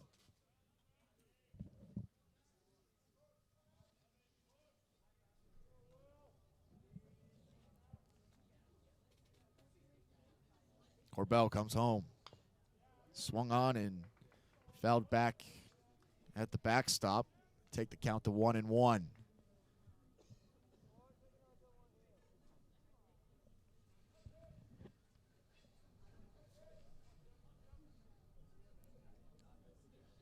The 1-1 pitch. That one slapped in the center field. Maspin trying to get after it. He does. Diving catch. And he records the third out of the inning. Great play there from Parker Maspin for the Red Hawks, the end of the inning here, as we send it back to the Red Hawks batting order once again. Red Hawks are up 5-0 on the Broncos here in Game 3 of this series. On Mother's Day, happy Mother's Day to all the mothers out there. They've had some special messages for the mothers of the players today, and it's been a pretty cool aspect of today. So due up for the Red Hawks here in the bottom of the 8th inning is going to be Landon Stevens, Jordan Stevens, and Cole Andrews. Meat of the order coming up for the Red Hawks here after this quick break. Listen to the Red Hawk Radio. Hi, Grandma. Can Nina come over for dinner? Sure. I've been meaning to ask you, what would happen if someone offered you a drink? Grandma! If anyone ever does, I want you to say, no, I have too much respect for my family and I don't want to get in trouble. I promise, Grandma. They really do hear you. For tips on what to say, visit underagedrinking.samhsa.gov. That's underagedrinking.samhsa.gov. This message brought to you by SAMHSA and this station. Hey, hon, what you doing with your phone? Do flowers have best friends? I don't know. Hey, look. Whoa. Some answers can only be found in nature. Discover the unsearchable. Visit discovertheforest.org to find a trail near you. Brought to you by the United States Forest Service and the Ad Council. 1 in 3 adults in America have pre-diabetes, but most don't know it. To let people know it can be reversed before it becomes type 2 diabetes, professional basketball player Julius Randle is doing everything in reverse. I'm only dunking with reverse.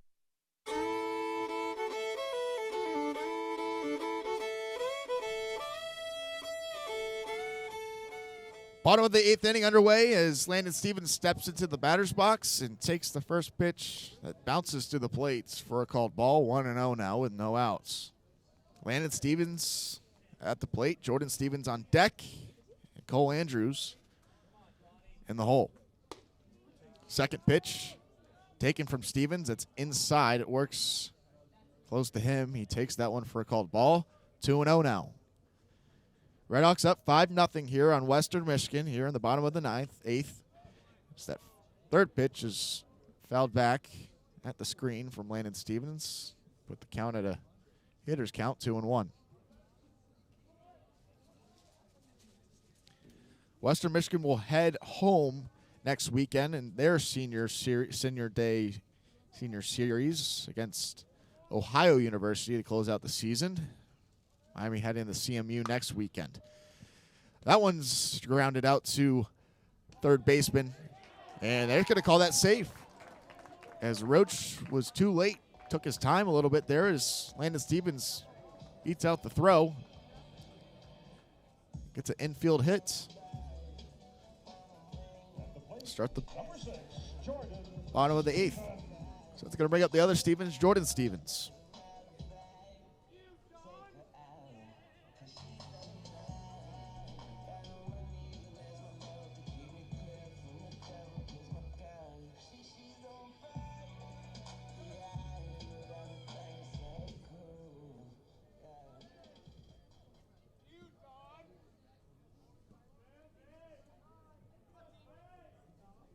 So Jordan Stevens up the bat once again.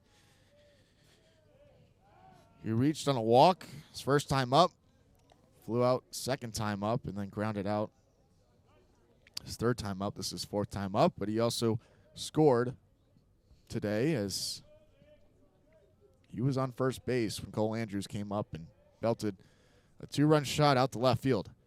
First pitch to Stevens is fouled out back out of play,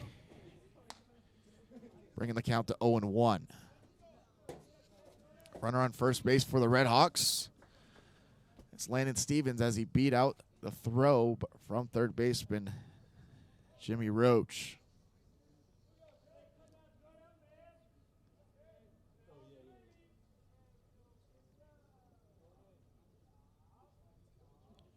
Oh, 1 pitch from Thornton. Hanging curveball that hangs a little bit too high. Taken by Stevens to even up the count at 1-1.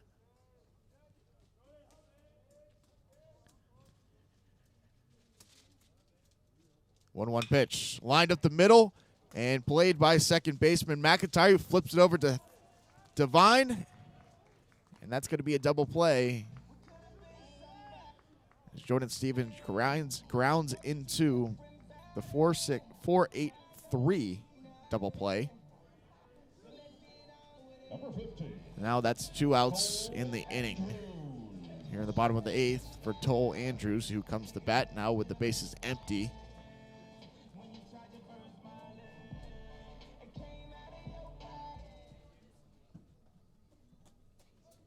Andrews had the homer in the second inning, reached on a single, and then had a triple in the bottom of the 6th inning. He's had a very good day at the plate. 3 for 3 so far in his 4th at-bat right now as he takes a called strike. Then he takes a called ball to even up the count at 1-1. Batting .336 on the year with 5 homers, 2 of them coming this week. Walk-off solo shots against Cincinnati on Tuesday, and then as he check swings that one, grounded to the second baseman McIntyre, who flips it over to O'Keefe at first base to end the inning. So that's going to hand us. It's going to make us head to the top of the 9th inning here at McKie Field, and the Red Hawks will try to close it out. We'll see if Jack Corbell will take the mound after this quick break. Listen to Red Hawk Radio. Many medicines used to treat colds and flu contain acetaminophen, a pain reliever and fever reducer found in hundreds of over-the-counter and prescription medicines. But taking too much or more than one medication containing acetaminophen per day can damage your liver. So always read the label and don't take acetaminophen if you drink 3 or more alcoholic drinks every day. To learn more, visit fda.gov/OTC pain info. A message from the U.S. Department of Health and Human Services Food and Drug Administration. No matter how large or small your digging project may be, no matter how urban or rural, you must always call 811 before any digging project. 811 is our national one-call number, alerting your local utility companies to come out and mark any lines they have near your dig site. So before you do this or this, make sure you do this. For digging projects big or small, make the call to 811, brought to you by Common Ground Alliance.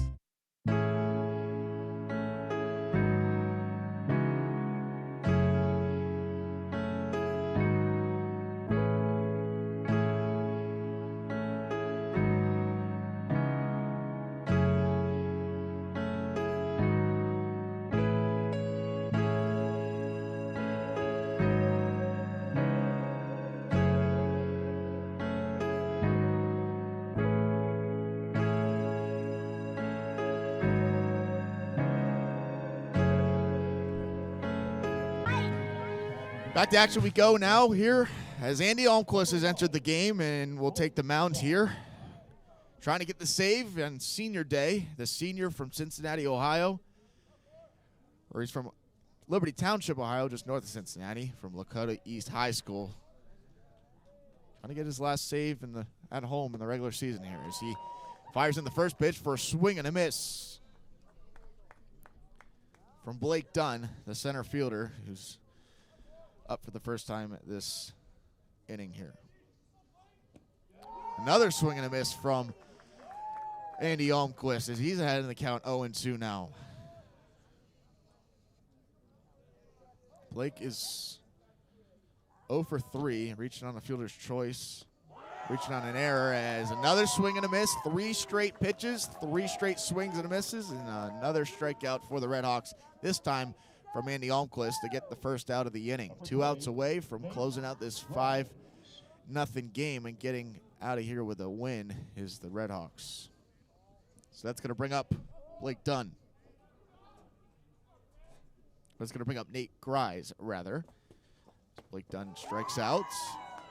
Another strike fired in there from Andy Almquist. He's just attacking the plate here. Coming in here for the save opportunity. Working fast, 0-1 pitch. That one is low and inside. Brushes the dirt. Take the count to 1-1. Almquist's last appearance was against Cincinnati on Tuesday. He pitched 2 innings, gave up 2 hits, no earned runs, and a 7-6 victory in the 10th inning for the Redhawks. This one has popped up, the 1-1 pitch, and it looks like Landon Stevens is going to get called up by McKie Williams in right field as he makes the catch. That's 2 outs now, 1 out away for the Redhawks to get the victory here in the final game of the series, in the final home regular season series and home game for these seniors and the Miami Redhawks in the 2019 season.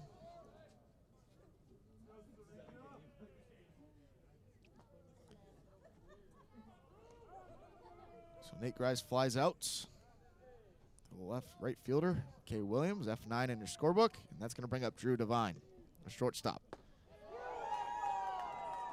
Backdoor breaking ball catches the part of the plate to get Almquist ahead in the count.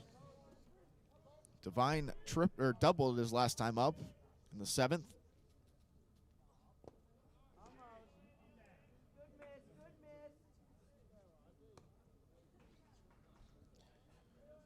Second pitch is called for a ball. 1-1 now.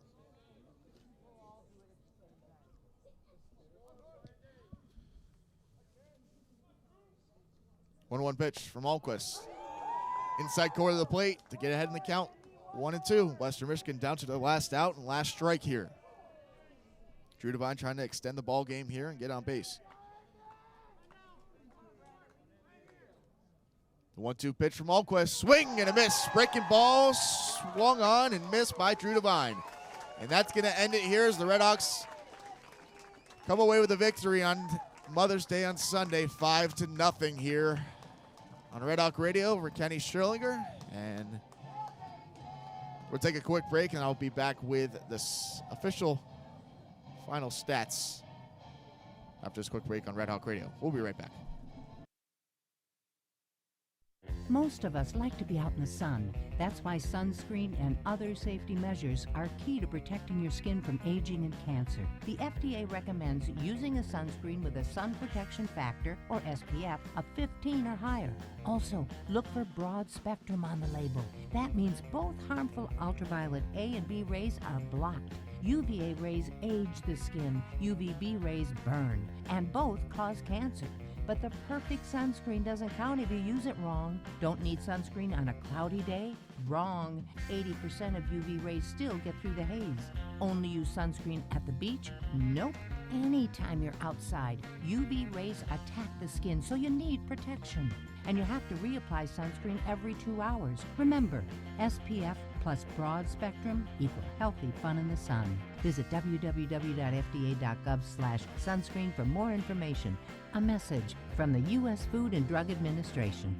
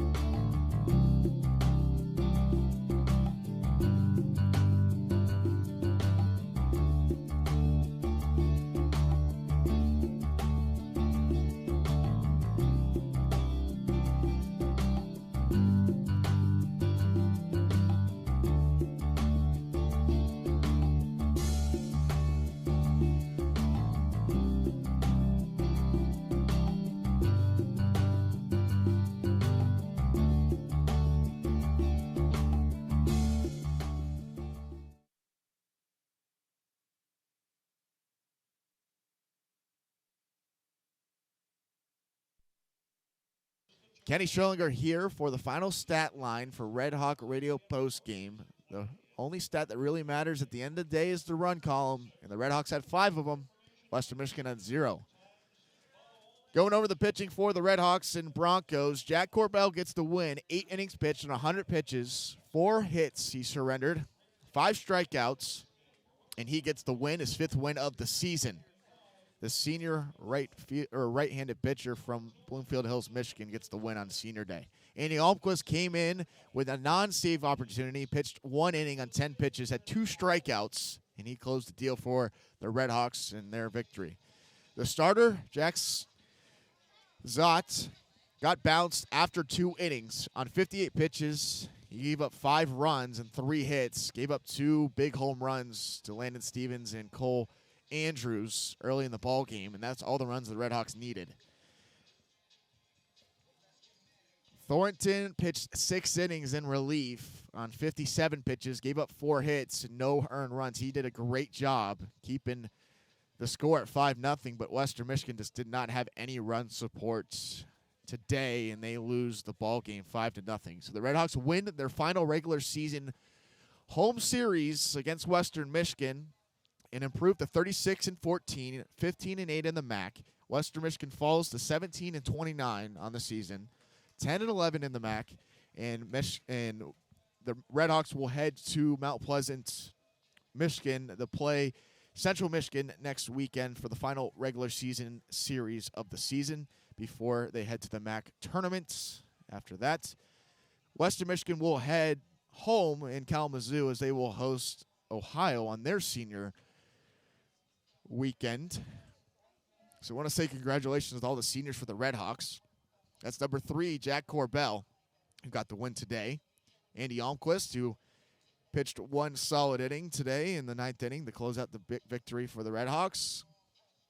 John Maring, the left-handed pitcher from Council Bluff, Ohio, also a senior. McKie Williams, who had a pretty good game at the plate today. Congratulations to him. Bailey Martin, starting pitcher for the Red Hawks, also a senior. Sam Bachman, Cole Natz, and Alex Zalensi, the 2-sport athlete from Brighton, Michigan, who also played for the Miami Red Hawk football team. That rounds out the senior class for the Red Hawks, and congratulations to them, as it's been a historic season for the Red Hawks as they notched their 36th win of the season, as they are battling for seeding in the MAC tournament and try to get a bid in the NCAA tournament this season. First time they would do that since 2005, so it should be big. So that's going to be it for me. We'll have a post-game interview with one of the Red Hawks, but we'll post that on Twitter later on today for Red Hawk Radio Postgame. I'm Kenny Schierlinger. Thank you for being along the ride with me, as this will be the final broadcast for me for Red Hawk Radio. So I'll be signing off. Thank you for tuning in for me and giving the opportunity to call the games for football, basketball, and baseball. Both men's and women's basketball. It's been a great 2 years here at Miami, and we'll be looking forward to what the future holds for all these seniors, including me and everybody here at Miami University. So we'll be handing off the crew to some new, fresh voices for Red Hawk Radio next season, and we'll always bring the Red Hawk Radio and Miami Athletics action to you for the future. So the Red Hawks close out the regular season at home with a 5-0 win against Western Michigan. For Kenny Schierlinger, thank you for tuning in. Everybody have a great Mother's Day on this Sunday afternoon. And God bless and take care.